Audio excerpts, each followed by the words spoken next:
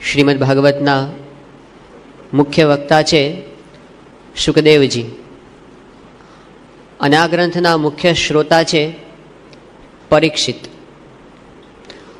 પરીક્ષિત રાજા, એની કથા પ્રથમ સ્કંધની અંદર આવે છે કે જ્યારે અશ્વત્થામાએ પાંડવોની અંદર એના કુળનો અંતિમ દીપક એવો જે આ પરીક્ષિત, એનો નાશ કરવા માટે ઉત્તરાના ગર્ભ ઉપર બ્રહ્માસ્ત્ર છોડ્યું.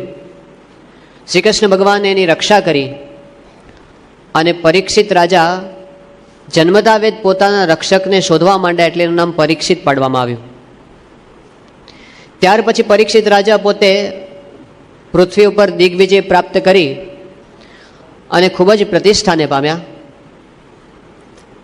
અને એમ કરતાં એક વખત પરીક્ષિત રાજાના જીવનમાં એવો પ્રસંગ બન્યો કે જંગલની અંદર પોતે મૃગયા કરવા માટે ગયા. સવારથી સાંજ સુધી પોતે જંગલમાં ખૂબ ફર્યા. આખો દિવસ કંઈ પીવા માટે પાણીનું ટીપું પણ મળ્યું નહીં. એને ખૂબ થાક લાગ્યો હતો, ખૂબ ભૂખ લાગી હતી, ખૂબ તરસ પણ લાગી હતી. એ પોતે સંશોધનમાં હતા કે કોઈક જગ્યાએ વસ્તી મળે ક્યાંક તો આપણને કંઈક ખાવા પીવાનું પ્રાપ્ત થાય. એમ કરતાં કરતાં એમને દૂરથી એક આશ્રમ દેખાયો, એટલે એક કુટીર પાસે પોતે પહોંચ્યા. અને જેવો અંદર પ્રવેશ કરો ને એને જોયું તો એક ઋષિ મુનિ ધ્યાનમાં બેઠા હતા. એ ઋષિ હતા શમીક ઋષિ. અને શમીક ઋષિ પોતે ભગવાનના ધ્યાનની અંદર એટલા બધા લીન હતા કે કોણ આવે છે ને કોણ જાય છે એને કંઈ ખબર પડી નહીં. પરીક્ષિતને એવો હતો કે હું આ દેશનો રાજા છું, એટલે હું જ્યાં જાઉં ત્યાં લોકોએ મારું સન્માન કરવું જોઈએ, અને અતિથિ તરીકે હું જ્યારે જઈને ઊભો હોઉં ત્યારે મારું પાદ્ય અર્ઘ્ય આચમનથી મારું સ્વાગત કરવું જોઈએ. પણ જ્યારે ઋષિના આશ્રમમાં પરીક્ષિતને કોઈએ પૂછ્યું પણ નહીં કે તમે એ શેના માટે આવ્યા છો અને તમારા માટે અમે શું કરીએ, એટલે પરીક્ષિતને એ વખતે ગુસ્સો આવ્યો. અને એને થયું કે આ સાધુ છે પણ કાંઈ વિવેકની અંદર તો સમજતા નથી. પરીક્ષિતે વિચાર ન કર્યો કે ભગવાનના ધ્યાનમાં છે એટલે હું આવ્યો, એને ખબર ક્યાંથી પડે. પણ અહંકારની અંદર પરીક્ષિત પોતે ભાન ભૂલી ગયા અને એને અંતરમાં ગુસ્સો આવ્યો. અને ક્રોધનું સ્વરૂપ તો કેવું છે, શ્રીમદ ભગવદ્ ગીતા કહે છે ક્રોધાત ભવતી સમોહ. ક્રોધથી મોહ થાય, ને મોહ થયા પછી શું કરવા યોગ્ય ને શું ન કરવા યોગ્ય એની માણસને ખબર પડે નહીં. પરીક્ષિતે ગુસ્સામાં ને ગુસ્સામાં બાજુમાં ક્યાંક મરેલો સાપ પડ્યો હશે, પોતાના ધનુષ્યના છેડે લઈ અને એણે અણીથી સીધો આ શમીક ઋષિના ગળામાં નાખી દીધો અને પોતે ત્યાંથી ચાલતો થઈ ગયો. થોડી વાર થઈ અને શમીક ઋષિના પુત્ર શૃંગી ઋષિ ત્યાં આવ્યા અને પોતાના પિતાની પરિસ્થિતિ જોઈ. એને શૃંગી તો હજી ધ્યાનની અંદર તેને ખબર પણ નહીં કે મારા ગળામાં કોઈ સાપ નાખ્યો છે, પણ શૃંગીને થયું કે મારા પિતાનું આવું ભયંકર અપમાન કોણે કર્યું છે. અને તત્કાળ ત્યાં ને ત્યાં એણે સાપ નાખ્યો કે જેણે મારા પિતાના ગળાની અંદર મરેલો સાપ નાખ્યો હોય, તક્ષક સર્પના દંશથી આ 1 અઠવાડિયામાં એનું મૃત્યુ થાવ. એ જ વખતે શમીક ઋષિ ધ્યાનમાંથી જાગૃત થયા અને એને ખબર પડી કે બેટા તે શું કર્યું. એટલે શૃંગીએ વાત કરી કે મેં તો શાપ આપી દીધો, તમારું આજે અપમાન કર્યું એને. એટલે શમીકે એને વાત કરી કે બેટા આવું ન કરાય, આ સાધુનો ધર્મ નથી. કદાચ કોઈક આપણું અપમાન કરે તો પણ આપણું અપમાન કરનારનો પણ આપણે તિરસ્કાર કરવો નહીં, એનું સારું થાય એવી ભાવના કરવી જોઈએ. આ પરીક્ષિત તો રાજા છે અને રાજા છે તો ધર્મના રક્ષક કહેવાય. તે એને શાપ દીધો એટલે હવે રાજાનો નાશ થશે અને એને લીધે ધર્મની ઉપર આપત્તિ આવશે. આ તે બરાબર કર્યું નહીં. ત્યારે શૃંગીએ કીધું કે પિતાજી, હવે તો મારાથી આમાં કંઈ થઈ શકે એમ નથી. મેં શાપ આપી દીધો, હવે તો કાંઈ મિથ્યા થઈ શકે એમ નથી, તો હવે મારે શું કરવું. એટલે શૃંગીએ કીધું કે જા, તું પરીક્ષિતને જઈને જાણતો કર કે તારું અઠવાડિયામાં મૃત્યુ થવાનું છે. એટલે એને છેલ્લે જે પૂર્વ તૈયારી કરવાની હોય એ કરી નાખે.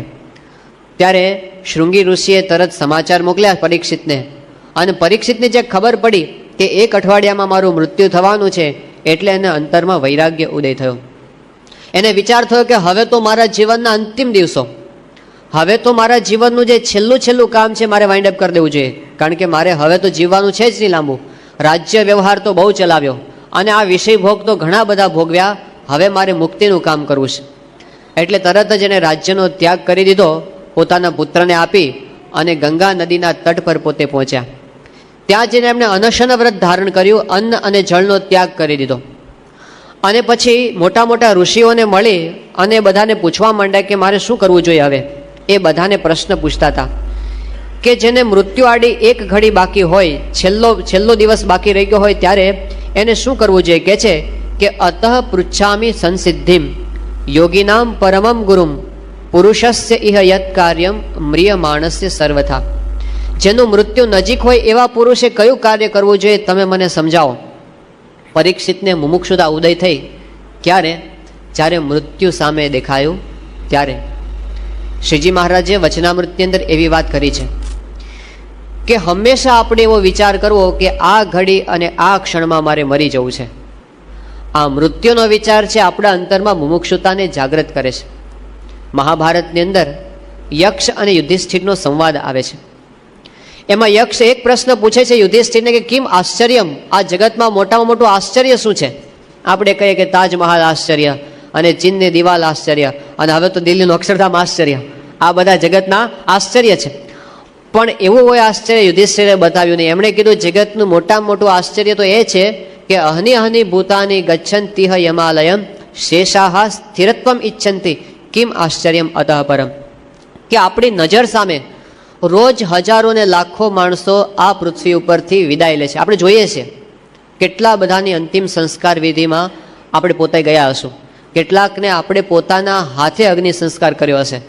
પરંતુ યુધિષ્ઠિર વાત કરે છે કે જે આપણે બધા બાકી રહ્યા છે એવું સમજીએ છીએ કે આપણે તો કોઈ દાડો મરવાનું જ નથી. આ મોટામાં મોટું આશ્ચર્ય છે. પ્રમુખ સ્વામી મહારાજ ઘણી વખત વાત કરે છે કે જ્યારે સ્મશાનની અંદર આ અંતિમ વિધિ ચાલતી હોય ત્યારે કેવી વાતો ચાલે કે હજી તો હું ગઈકાલે જ મગનભાઈને મળ્યો અને એટલી સારી તબિયત, વાતો કરતા હતા, કાંઈ હતું ને, અમે ભેગા ચા પાણી પીધા ને, અને આજે લો ઉપડી ગયા. આ દેહનો કાંઈ નિર્ધાર નથી, મરણાજરના સંસાર છે, આપણે પણ એકવાર જતા રહેવાના.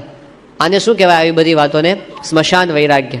અને પછી સ્વામી કહે કે ઘરે આવે અને નાહી ધોઈ અને બાદશાહી ચાનો 2 ડોઝ લગાવે અને બધું ભૂલી જાય.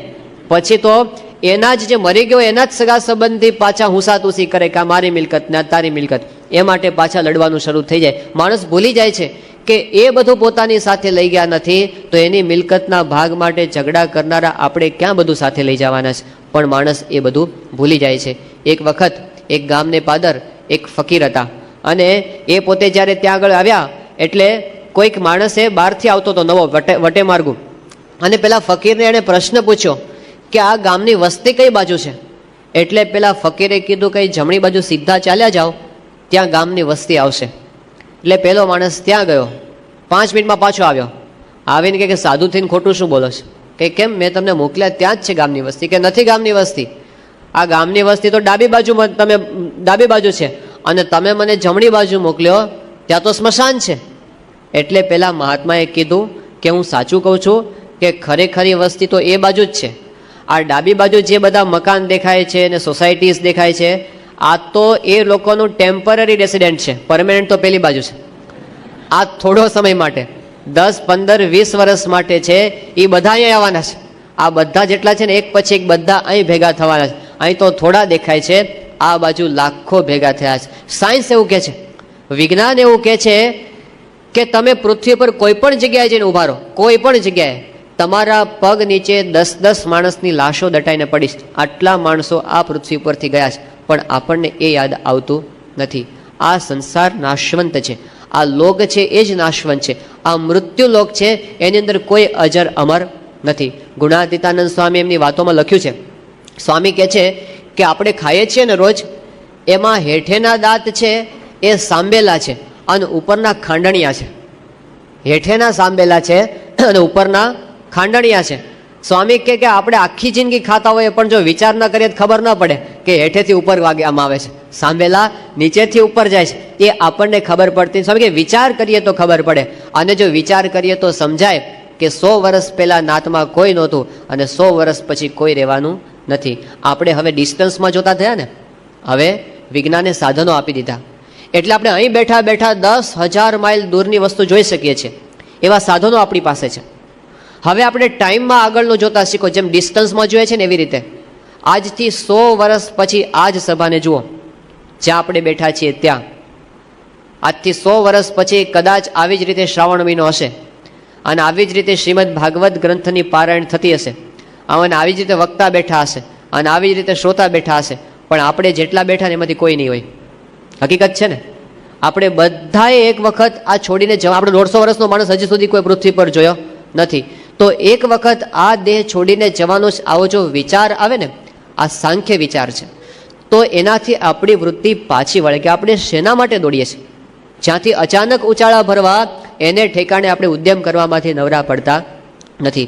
તો આ પાછી વૃત્તિ પરીક્ષિતને વળી ગઈ. એને ખબર પડી કે હું જે કરું છું એ તો બધું થોડા સમય માટેનું છે, આ બધું કંઈ કાયમ માટે સાથે આવવાનું નથી. જેમ આપણે જનક રાજાની વાત સાંભળીએ છીએ, વ્યવહાર કરતા હતા, આપણી જેમ જ સંસારની અંદર હતા, અને મોટું રાજ્ય કારભાર ચલાવતા હતા, પણ કેવી રીતે ચલાવતા હતા? વિદેહી બનીને. એને કંઈ બંધન જ નહોતું થતું. ત્યારે એક વખત 2 બ્રાહ્મણો કાશીમાં વિદ્યાભ્યાસ કરી અને મિથિલા નગરી પાસેથી નીકળ્યા, ત્યારે એમણે વાત સાંભળી કે જનક રાજા છે તો વિદેહી કહેવાય છે. નવા નવા બ્રાહ્મણ પંડિત થયેલા, એમને થયું કે આ તો સાવ ગપ્પા લાગે છે, કે જે આટલો માણસ રાજકારભાર ચલાવતો હોય એ તે કંઈ વિદેહી હોતો હશે. તો ચલો આપણે પરીક્ષા કરીએ. એક જણને વિચાર આવે, આપણે જ જે એને પૂછીએ કે તમને વિદેહી કેમ કહે છે. એટલે બંને જણા આવ્યા રાજ્યમાં, દરબાર ભરીને બેઠો હતો, અને જનક રાજાએ બ્રાહ્મણ જોયા એટલે એમનું સ્વાગત કર્યું અને પૂછ્યું કે ભૂદેવો, તમે તો યુવાન છો અને નવા નવા ભણીને આવેલા? કે હા, અમે હમણાં જ કાશી અભ્યાસ કરીને આવ્યા છે. કે બોલો કેમ પધારવાનું થયું? કે મહારાજ, અમારા મનમાં એક પ્રશ્ન છે. બોલો શું પ્રશ્ન છે? કે તમે તો આટલો મોટો રાજ્ય કારભાર ચલાવો છો અને છતાં તમને લોકો વિદેહી કેમ કહે છે? જનક રાજાએ કીધું કે આને પકડી લો અત્યારે ને અત્યારે, હુકમ કર્યો પોતાના સૈનિકોને. એટલે પેલા બ્રાહ્મણ થયું કે આમ પ્રશ્ન પૂછે છે ને આવું શું ચાલે છે? રાજા કે જનક રાજાએ જાહેરાત કરી કે આ બંને બ્રાહ્મણોને આવતીકાલ સવારે ફાંસીએ ચડાવી દેવાના છે. હવે આ બ્રાહ્મણોને થયું કે રાજા વાજાને વાંદરા, આપણે પ્રશ્ન ન પૂછ્યો તો સારું હતું, આપણને આવો ક્યાં વિચાર સૂચ્યો? હવે બધું ફેરવા માંડ્યા કે અમારે પ્રશ્ન નથી પૂછ્યો. રાજા કે હવે તો તમને ફાંસીએ ચડાવવાના જ છે, અને નક્કી કરી દીધું, અને બધી તૈયારી થઈ ગઈ. રાજાએ કીધું કે 1 દિવસ માટે તમને મારા મહેલમાં રહેવા દેવામાં આવે છે. રાજાના મહેલમાં રહેવાનું, રાજા ખાય એવું ખાવાનું, અને રાજાની જેમ સેવકો એની ચાકરી કરે એવી બધી વ્યવસ્થા જનક રાજાએ કરાવી. રાતના 32 પ્રકારના ભોજનોની સામે પડ્યા હતા. પણ પેલા બ્રાહ્મણો બિચારા કોળીઓ મોઢામાં મૂકી શકે નહીં. એને તો શું દેખાય? ફાંસીનો ગાળિયો, કે હવાર પડશે ને ફાંસીએ ચડવાનું છે. કાંઈ ખાધું ન ખાધું ઊભા થઈ ગયા. અને જનક રાજાના બેડરૂમમાં સૂવાનું, રાજાનો પલંગ તો કેવો હોય, એના ઉપર એને સૂવાની વ્યવસ્થા કરી. પણ આખી રાત પડખા ફેરવા, 1 સેકન્ડ ઊંઘ આવી નહીં. સવારે જ્યારે એમને સેવકો જગાડવા માટે આવ્યા અને જનક રાજાના બાથરૂમમાં સ્નાન કરાવ્યું, ફર્સ્ટ ક્લાસ, પણ તોય એને કંઈ એમાં સુખ આવ્યું નહીં. અને જ્યાં રાજ દરબારમાં લાવવામાં આવ્યા અને જનક રાજાએ કીધું કેમ છો? કે બસ હવે તો જેમ છે એમનું એમ છે, આમાં કંઈ કહેવા જેવું નથી. જનક રાજા કે ચલો તમારા ઉપર મને દયા આવી છે એટલે હું તમારી સજામાં થોડો ફેરફાર કરું છું, 1 ચાન્સ તમને જીવવાનો આપું છું. પેલા રાજી થયા કે બોલો શું ચાન્સ છે? જનક રાજા કે તમને બંનેને હાથમાં તેલથી ભરેલું એક પાત્ર આપવામાં, છલોછલ ભરેલું વાસણ, એ લઈને તમારે આખા નગરમાંથી પસાર થવાનું, અને પાછા અહીં તેલનું પાત્ર લઈને આવવાનું. તમારી બંને બાજુ ખુલ્લી તલવાર રાખીને મારા સૈનિકો ચાલશે. જો તમારા પાત્રમાંથી 1 ટીપું નીચે પડશે તો તમારું માથું ત્યાં કાપી નાખશે, અને જો એમને એમ તમે પાછા આવશો સાજા સારા ટીપું પાડ્યા વગર તો તમને છોડી દેવામાં આવશે. એટલે પેલા બ્રાહ્મણ થયું કે ચલો હવે થોડોક તો ચાન્સ જીવવાનો આપણને છે. અને જનક રાજાએ આ બાજુ રાજ્યમાં બધે હુકમ કરી દીધા કે અત્યારે આખી નગરીને શણગારો અને ગલીએ ગલીએ આ બ્રાહ્મણોનું સ્વાગત કરો તમે બેન્ડવાજાથી. આખી નગરી શણગારી અને બધે સ્વાગત. પણ પેલા લોકો સ્વાગત જોવા માટે જાય, એને તો ઓલું તેલ દેખાય ને તલવારની ધાર દેખાય, તેલ દેખાય ને તલવારની ધાર. આખું નગર ફરી અને બંનેએ એવો દાખલો કર્યો કે એમને પાછા આવી ગયા, તેલનું ટીપું પડવા દીધું નહીં. અને હાશ કરીને દરબારમાં પેલું તેલનું પાત્ર મૂક્યું. જનક રાજાએ કીધું કે કેમ, તમારો પ્રશ્નનો જવાબ મળી ગયો? બ્રાહ્મણો કે અમારે જવાબ જોતો જ નથી, તમે અમને છોડો એટલે બધું આવી ગયું. જનક કે આ તો મેં તમારા સવાલનો જવાબ આપ્યો હતો. પેલા કે આમાં શું જવાબ તમે આપ્યો? જનક રાજા કે હવે હું તમને પ્રશ્ન પૂછ્યો એનો જવાબ તમે આપો. કે ગઈકાલે રાત્રે તમે શું શું ખાધું? તો જરા મેન્યુ બોલો તો. એ કે અમને કાંઈ ખબર નથી, ગઈકાલે રાત્રે ખાધું કે નથી ખાધું એ જ અમને ખબર નથી. જનક કે સારું, કાલ તો તમે મારા પલંગ ઉપર સૂતા હતા ને, ઊંઘ કેવી આવી હતી કહો? કે 1 સેકન્ડ અમને આંખ બંધ થઈ નથી. જનક કે હવે ત્રીજો પ્રશ્ન, આજે આખી નગરી તમારા માટે શણગારવામાં આવી હતી, તમે તો બહુ સાહિત્ય ભણીને આવ્યા છો ને, હવે નગરની કેવી શોભા હતી એનું થોડું વર્ણન કરો તમારા શબ્દોમાં. કે અમે એકે શણગાર જોયો નથી, અમને તો તલવાર સિવાય બીજું કાંઈ દેખાતું નહોતું. જનક કે બસ તમને એક દિવસ માટે જેવું થયું ને એવું મને કાયમ માટે રહે છે. મને કાયમ મૃત્યુનો વિચાર રહે છે કે હમણાં આવશે, હમણાં આવશે, હમણાં આવશે. એટલે હું આ રાજ્યની અંદર છું તો પણ કોઈ વાતનું મને બંધન થતું નથી, એટલે લોકો મને વિદેહી કહે છે. રાજ્યમાં રહેવા છતાં પણ વિદેહી રહેતા હતા, એટલે જનક રાજા સુખદેવજીના પણ ગુરુ બન્યા. આપણે જે ભૂલી જઈએ છીએ એ આપણે યાદ રાખવાનું છે. એટલે પરીક્ષિતને એ વસ્તુનું જ્ઞાન થઈ ગયું કે હવે તો મારું મૃત્યુ નક્કી છે, તો મારે એવું કંઈક કરવું કે જેનાથી મારો જન્મ છે એ સાર્થક થઈ જાય. એમને પૂછ્યું કે આ જીવનમાં એવું શું કરું જેનાથી સાર્થકતાની અનુભૂતિ થાય. આ પ્રશ્ન આપણા બધાનો છે કે જીવનમાં એવું શું કરીએ, જીવન જીવીએ છીએ તો ખરા, પણ ઊંડાણથી વિચાર કરો કે આપણા જીવનમાં ખરેખર આપણે સાર્થકતાની અનુભૂતિ કરીએ છીએ ખરા, કે પછી ખેંચવા ખાતર જીવન ખેંચી નાખીએ છીએ, પૂરું કરવા ખાતર પૂરું કરીએ છીએ. આપણને જીવનમાં પળે પળ આમ જીવન માણી શકીએ એવો અનુભવ થાય છે ખરો? તો એ પ્રશ્ન પરીક્ષિતનો છે. એવું શું કરીએ કે જેથી જીવનમાં સાર્થકતાની અનુભૂતિ થાય? ઇંગ્લેન્ડની અંદર માન્ચેસ્ટર નામનું એક શહેર, અને ત્યાં ગ્રોમોલિન નામનો એક માણસ એકવાર ડૉક્ટર પાસે પહોંચ્યો અને ડૉક્ટરને કીધું કે સાહેબ, મારા અંતરમાં અશાંતિ અશાંતિ ખાલીપો રહ્યા કરે છે, ક્યાંય સુખ આવતું નથી, શું પ્રોબ્લેમ છે મને ખબર નથી, પણ પ્રોબ્લેમ છે એ તો હકીકત છે, કંઈ મજા આવતી નથી. પેલા ડૉક્ટરે એની બધી તપાસ કરી, એમને કીધું તમારું શરીર તો ઓકે છે, તમારું હાર્ટ બરાબર છે, તમારું બ્રેઇન બરાબર છે, તમારી કિડની બરાબર છે, એટલે હું જે તમારું તપાસ નિદાન કરું છું એમાં મારી મેડિકલની દ્રષ્ટિએ તો કોઈ પ્રશ્ન નથી, પ્રશ્ન છે તમારા મનમાં છે. એટલે હવે છે ને તમને હું એક સહેલો ઉપાય બતાવું, દવા બવા કાંઈ નહીં લેવાની, દવા વગર મટી જાવ. કે શું છે બોલો? આ મારું દવાખાનું છે ને એની સામે ગ્રાઉન્ડ છે, અને ગ્રાઉન્ડની અંદર હમણાં એક નવું સર્કસ આવ્યું છે, અને સર્કસની અંદર એક જોકર છે, અને જોકર જે એક્ટિંગ કરે છે, તમે એકવાર 10 રૂપિયાની ટિકિટ લઈને જોઈ આવો ત્યાં આગળ, અને તમે આમ હસી હસીને ઊંધા વળી જશો અને તમારી બધી ઉદાસીનતા છે મટી જશે. એટલે એકવાર તમે જોકરને જોયો, તમારે બીજી કાંઈ દવાની જરૂર નથી. એટલે પેલો જે પેશન્ટ હતો એમને કીધું સાહેબ તમને એક વાત કહું? કે હા, કે ને શું છે? કે તમે જે જોકરની વાત કરો છો ને એ હું છું. આ હકીકત છે, બનેલો પ્રસંગ છે, આ વાર્તા નથી, બનેલો પ્રસંગ છે. ચાર્લી ચેપ્લિન પોતે એવું કહેતા હતા કે હું આખી દુનિયાને હસાવી શકું છું, પણ આખી દુનિયા ભેગી થઈને મને હસાવી શકે એમ નથી. તો પરીક્ષિતનો આ પ્રશ્ન આપણા બધાનો પ્રશ્ન કે એવું શું છે કે જીવનમાં સાર્થકતાની અનુભૂતિ થાય. અને એ જવાબ બધાને પૂછતા હતા, ઋષિમુનિઓ બધા ચિંતન કરતા હતા કે આને અમારે શું કહેવું. અને ત્યાં 16 વર્ષની અવસ્થાવાળા સુખદેવજી ત્યાં આગળ પધાર્યા. સુખદેવજીનું વર્ણન એ વખતે ભાગવતમાં કરવામાં આવ્યું છે કે પોતે અવધૂત અવસ્થાની અંદર છે, દિગંબર છે, આજાન બાહુ છે, સુકુમાર મૂર્તિ છે, પરમ તેજસ્વી એવા જ્યારે સુખદેવજી પધાર્યા ત્યારે એને જોઈને બધા ઋષિમુનિઓ ઊભા થઈ ગયા. આપણી ભારતની પ્રણાલિકા છે કે ગુણાહ ગુણસ્થાનમ પૂજા સ્થાનમ ગુણીશું, ગુણાહ પૂજા સ્થાનમ ગુણીશું, ન ચ લિંગમ ન ચ વયઃ. આપણે ગુણોની પૂજા કરીએ છીએ, ભલે કદાચ નાની ઉંમરના હોય તો પણ એની અંદર વય જોવામાં આવતી નથી. સુખદેવજીની અવસ્થા નાની છે પણ એમનું જ્ઞાન છે એ મોટું છે. બધા ઋષિમુનિઓ ઊભા થયા, એમનું પ્રણામ કર્યા, અને પાદ્ય આપ્યું, અર્ઘ્ય આપ્યું, આચમન કરાવ્યું, અને આસન ઉપર એમને બેસાડ્યા. અને એના ચરણોમાં બેસીને પરીક્ષિત રાજાએ સુખદેવજીને પ્રશ્ન આ જ પૂછ્યો કે જેનું મૃત્યુ નજીક હોય એવા માણસ એવું શું કરવો જોઈએ જેનાથી એના જીવનમાં સાર્થકતાની અનુભૂતિ થાય? અને એના જવાબની અંદર સુખદેવજીએ પહેલું જ વાક્ય કીધું કે જન્મ લાભ પર પુંસામ અંતે નારાયણ સ્મૃતિ. આપણે જે જન્મ ધારણ કર્યો છે એનો સૌથી મોટો લાભ કોઈ હોય તો એ શું છે? ભગવાનનું સ્મરણ આપણે કરીએ તે. ભગવાનનું જેટલું અનુસંધાન આપણે મનથી કરી શકીએ એટલી જીવનની અંદર સાર્થકતાની અનુભૂતિ આપણને થાય. આ પહેલો જવાબ સુખદેવજીએ આપ્યો, અને પછી આખા ભાગવતની અંદર એ ભગવાનના સંબંધનો વિસ્તાર કર્યો છે. સુખદેવજી પરીક્ષિતને કહે છે કે તારી પાસે તો હજી 7 દિવસ છે ને, તું ચિંતા ન કર, તારું કલ્યાણ હું કરી નાખીશ. કારણ કે ખટવાંગ રાજાને તો ખાલી 6 જ ઘડી બાકી હતી, અને એ વખતે એને ખબર પડી કે મારે મૃત્યુ આડે આટલું સમય બાકી છે, અને પોતે ભગવાનની અંદર જોડાઈ ગયા, અને ખટવાંગ રાજાનું 6 ઘડીમાં કલ્યાણ થયું. તો તારા માટે તો ઘણો બધો સમય બાકી છે, હું તારું કલ્યાણ કરીશ. સમર્થ સંત મળે ત્યારે કલ્યાણ પછી કંઈ છેટું રહેતું નથી. તો ભગવાનનો સંબંધ રહે એની વાત અહીં આગળ સમજાવવામાં આવી. અને એ સમજાવવા માટે ભાગવત પોતે આપણને કહે છે કે ભગવાનની નજીક આપણે જવું હોય તો એના માટેનું સાધન છે ભક્તિ. શ્રીમદ ભાગવતમાં સુખદેવજીની કથા આવે છે કે સુખદેવજી કઈ રીતે આ સ્થિતિ સુધી પહોંચ્યા હતા.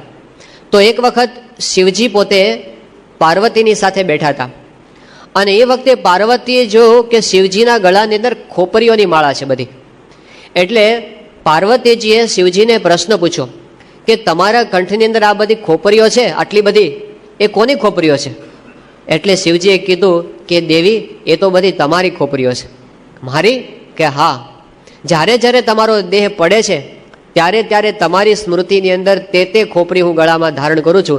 અત્યાર સુધીમાં તમારા આટલા બધા જન્મ થઈ ગયા છે, આ બધી ખોપરીઓની માળા મેં પહેરી છે. ત્યારે પાર્વતીએ પ્રશ્ન પૂછ્યો કે મારા આટલા બધા જન્મ થઈ ગયા અને તમારા કેમ ન થયા? તમે કેમ એના એ છો?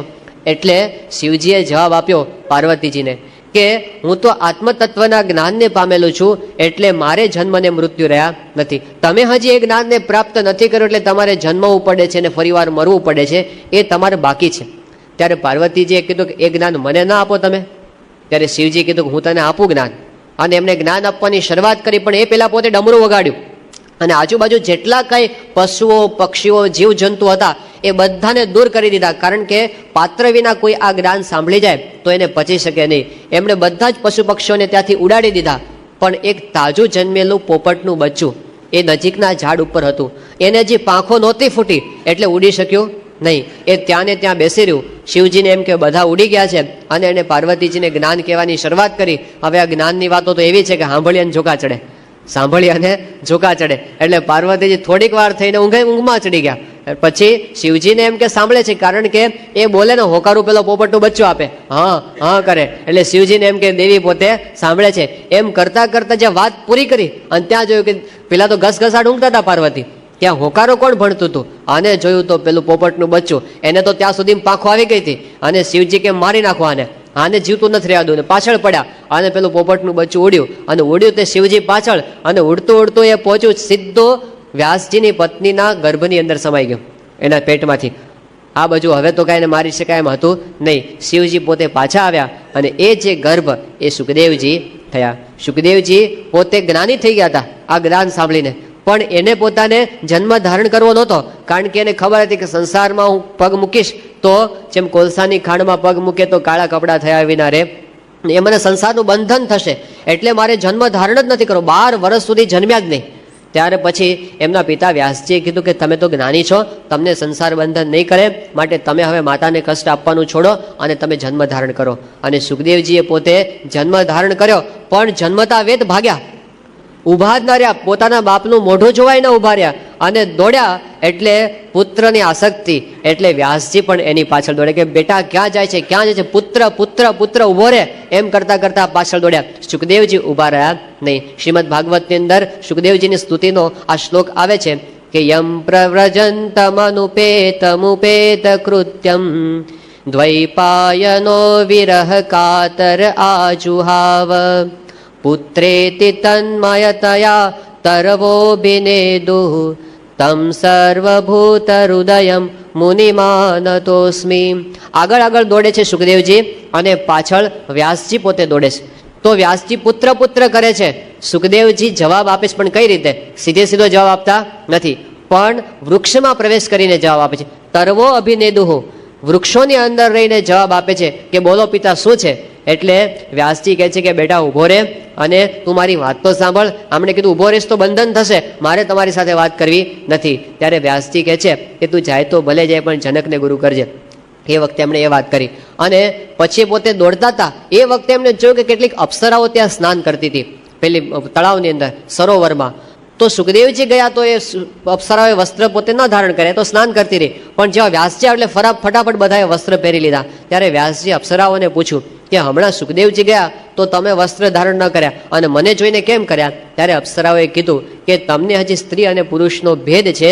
સુખદેવજી એવા જ્ઞાની છે કે એમને સ્ત્રી અને પુરુષનો ભેદ રહ્યો નથી. એ તો આત્મા આકારે વર્તે છે એમની વૃત્તિ, એમને તો કોઈ જગ્યાએ આસક્તિ થાય એવું નથી, એટલા માટે અમે એમને જોઈને વસ્ત્ર પહેર્યા નહીં. તો સુખદેવજી આ જન્મ સિદ્ધ હતા.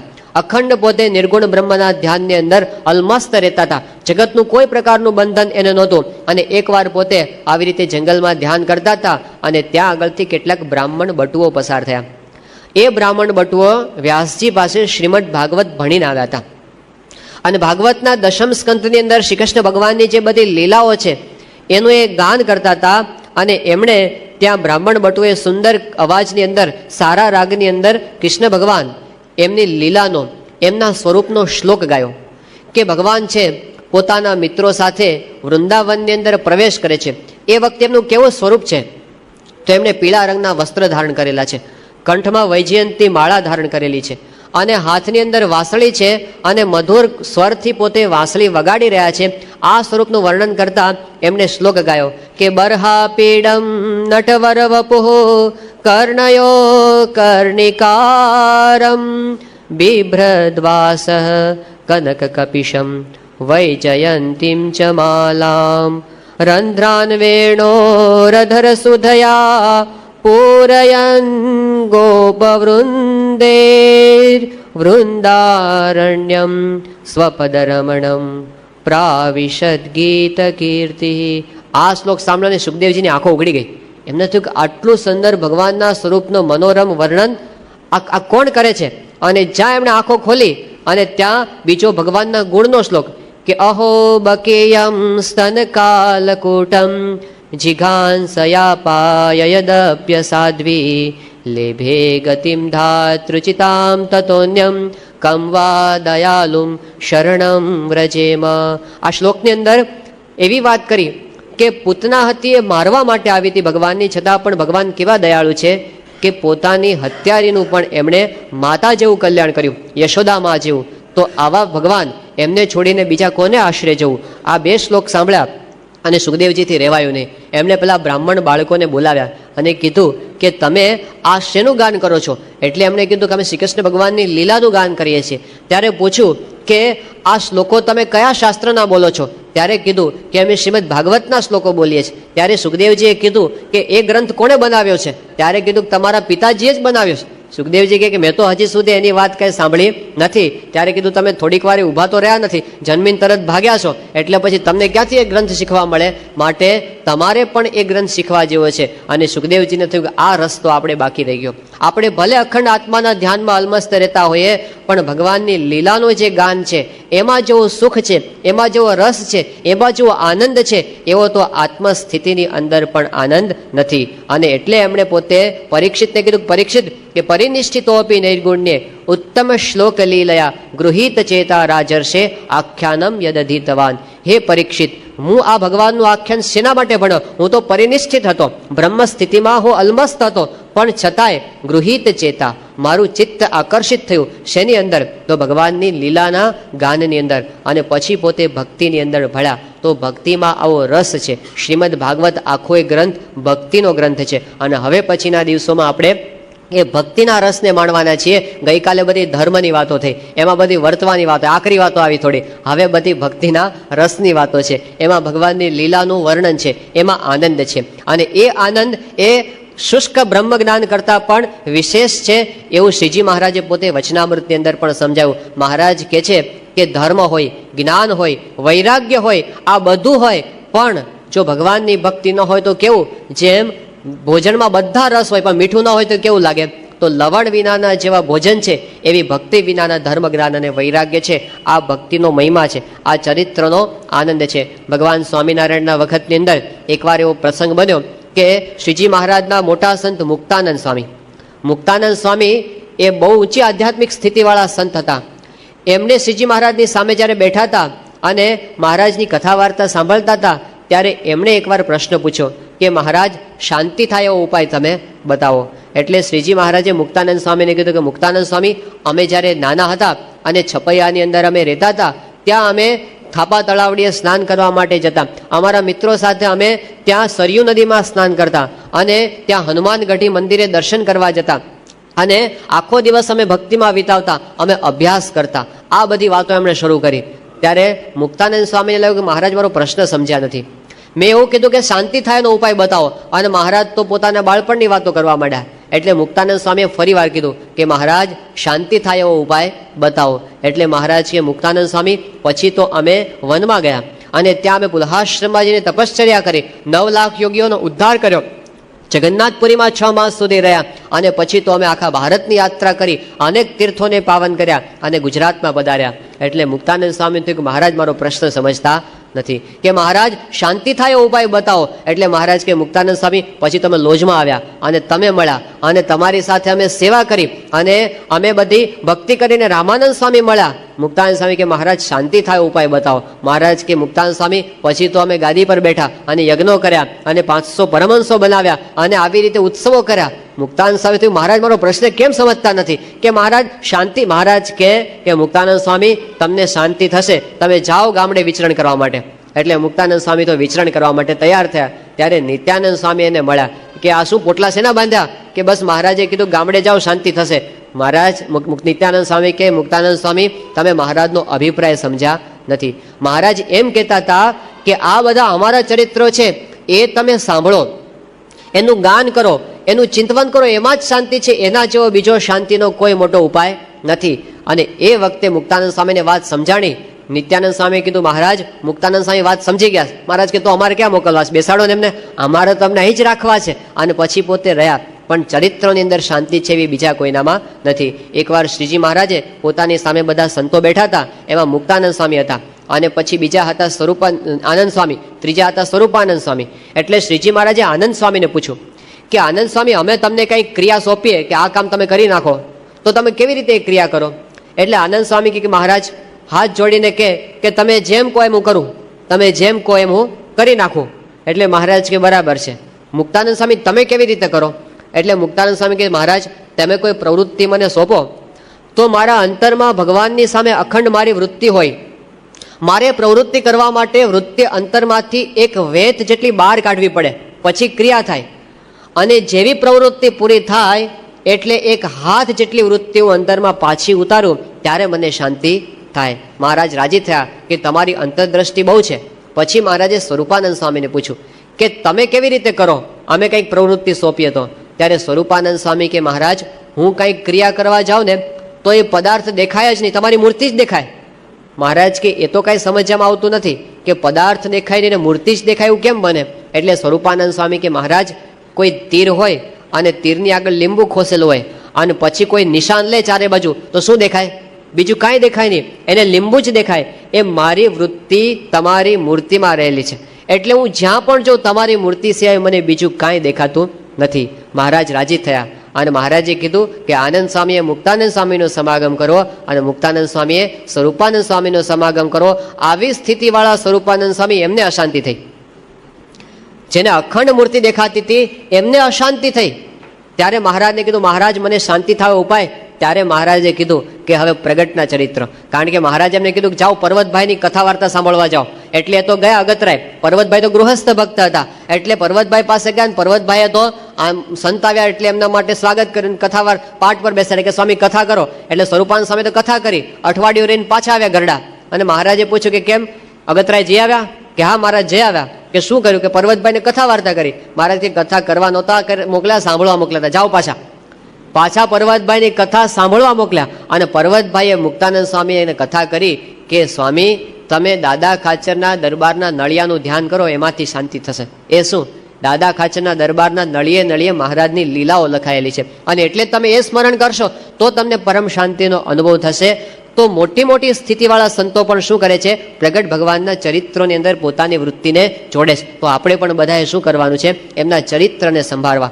એમાં જેવી શાંતિ છે અને આનંદ છે એવો આત્મજ્ઞાનની અંદર પણ નથી. એટલા માટે અહીંયા આગળ સુખદેવજી પોતે ભગવાનની ભક્તિનું પ્રતિપાદન કર્યું, એમાં પરમ શાંતિ છે. બાકી દુનિયામાં ઘણું બધું પ્રાપ્ત કર્યા પછી જે શાંતિ મળતી નથી એ અહીં મળે છે. કિંગ સોલોમનની વાત આપણે સાંભળી છે. કિંગ સોલોમન કેવો હતો, એની પાસે 1000 રાણીઓ હતી.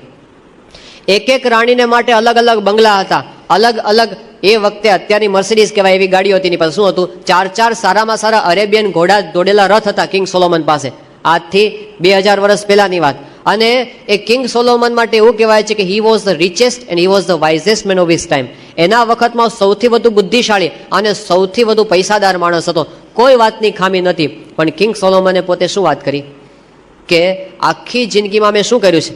It was merely a handful of wind. એક હવામાં બાચકા ભરવા છે મારા હાથની અંદર કાંઈ આવ્યું નથી. આ કિંગ સોલોમન. અને એની સામે મીરાબાઈ જુઓ. મીરાબાઈ પાસે શું હતું? મીરાબાઈ પાસે રાજ સમૃદ્ધિ હતી, એને તો ઠોકરે મારી હતી. એ તો ગલીએ ગલીએ ભટકતી હતી. જ્યારે એની પાસે કંઈ નહોતું એ વખતે મીરાબાઈ ગાતી હતી કે પાયો જી મેને રામ રતન ધન પાયો, ખર્ચું ને ખૂટે વાકો ચોર ન લૂટે, દિન દિન બઢત સવાયો, પાયો જી મેને રામ રતન ધન પાયો.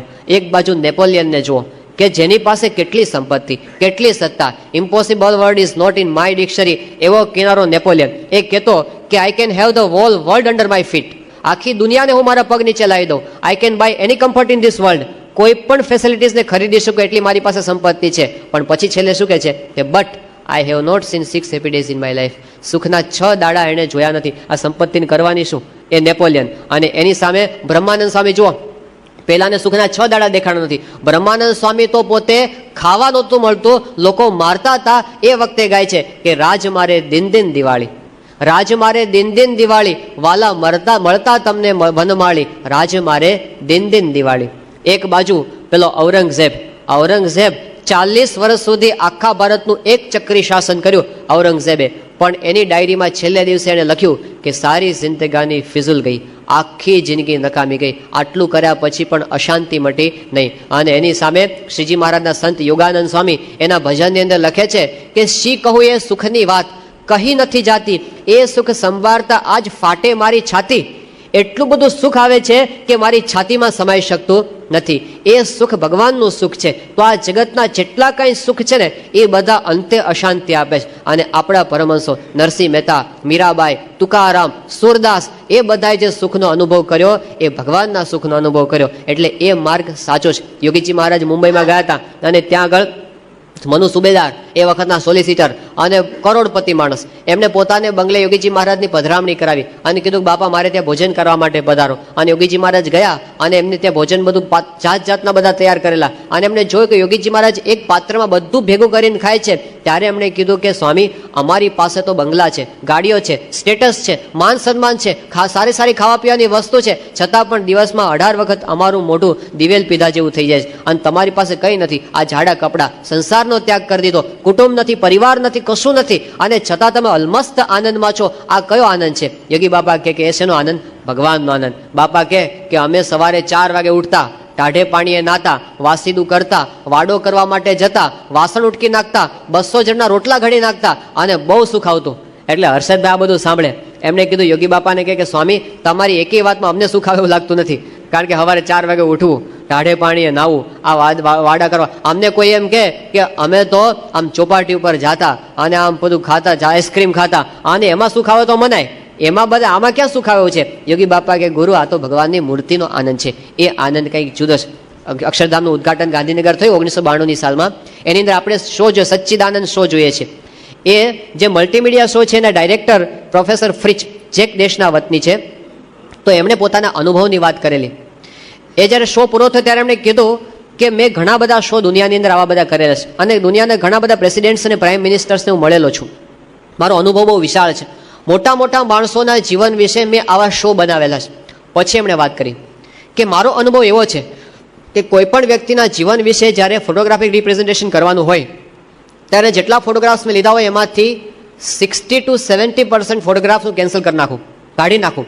કારણ કે મારે જેવો જોયો પોઝ એમાંથી મને મળે નહીં. માણસના અંતરના ભાવ એના ચહેરા પર આવતા હોય છે. એટલે કે કોઈકમાં ઉદાસીનતા દેખાય, ક્યાંક હતાશા દેખાય, ક્યાંક નિરાશા દેખાય, હું કાઢી નાખું. 30% ફોટોગ્રાફ્સ હું એમાંથી પસંદ કરું.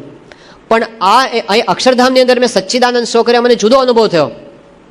આ શો માટે મેં પ્રમુખ સ્વામી મહારાજના 600 ફોટોગ્રાફ્સ લીધા, એક પણ ફોટોગ્રાફ હું કેન્સલ કરી શક્યો નથી. એમણે કીધું કે તમે અડધી રાત્રે એ પુરુષને જુઓ તો પણ એવો જ દિવ્ય આનંદ, એવો જ દિવ્ય આનંદ. એ શાનો આનંદ છે? એ ભગવાનનો આનંદ. આપણા આનંદમાં ઓટ આવી જાય, એમનો આનંદ ક્યારેય ઓછો થતો નથી. તો સંત એવો આનંદ ભોગવે છે. એટલા માટે મુક્તાનંદ સ્વામીએ કીધું કે સંત સુખી સંસાર મેં, રાજા ભી દુખિયા, રંક ભી દુખિયા, ધનપતિ દુખિત વિકાર મેં. અને પછી છેલ્લે કીધું કે વિના વિવેક ભેખ સબ દુખિયા. ભલે સાધુ થયા હોય, વિના વિવેક ભેખ સબ દુખિયા. તો તો સંત સુખી સંસાર મેં. સાચા સંત છે એ જગતમાં સુખ છે ને બધાને સુખની લાણી કરે છે. તો સુખદેવજી એવા સંત હતા કે જેના અંતરમાં એવું સુખ હતું, એટલા માટે એ સુખની લાણી કરી એમણે. અને એ ભક્તિની અંદર એમણે સૌથી પહેલી વસ્તુ કઈ બતાવી છે પરીક્ષિતને, કે ભગવાનનો અનન્ય આશરો કરવો. શ્રીમદ ભાગવતના દ્વિતીય સ્કંધની અંદર આખા ગ્રંથની ઇન્ડેક્સ એક શ્લોકમાં આપવામાં આવી છે. એક જ શ્લોકમાં એમણે કીધું છે કે ભાગવતની અંદર 10 વિષયોનું વર્ણન કરવામાં આવ્યું છે.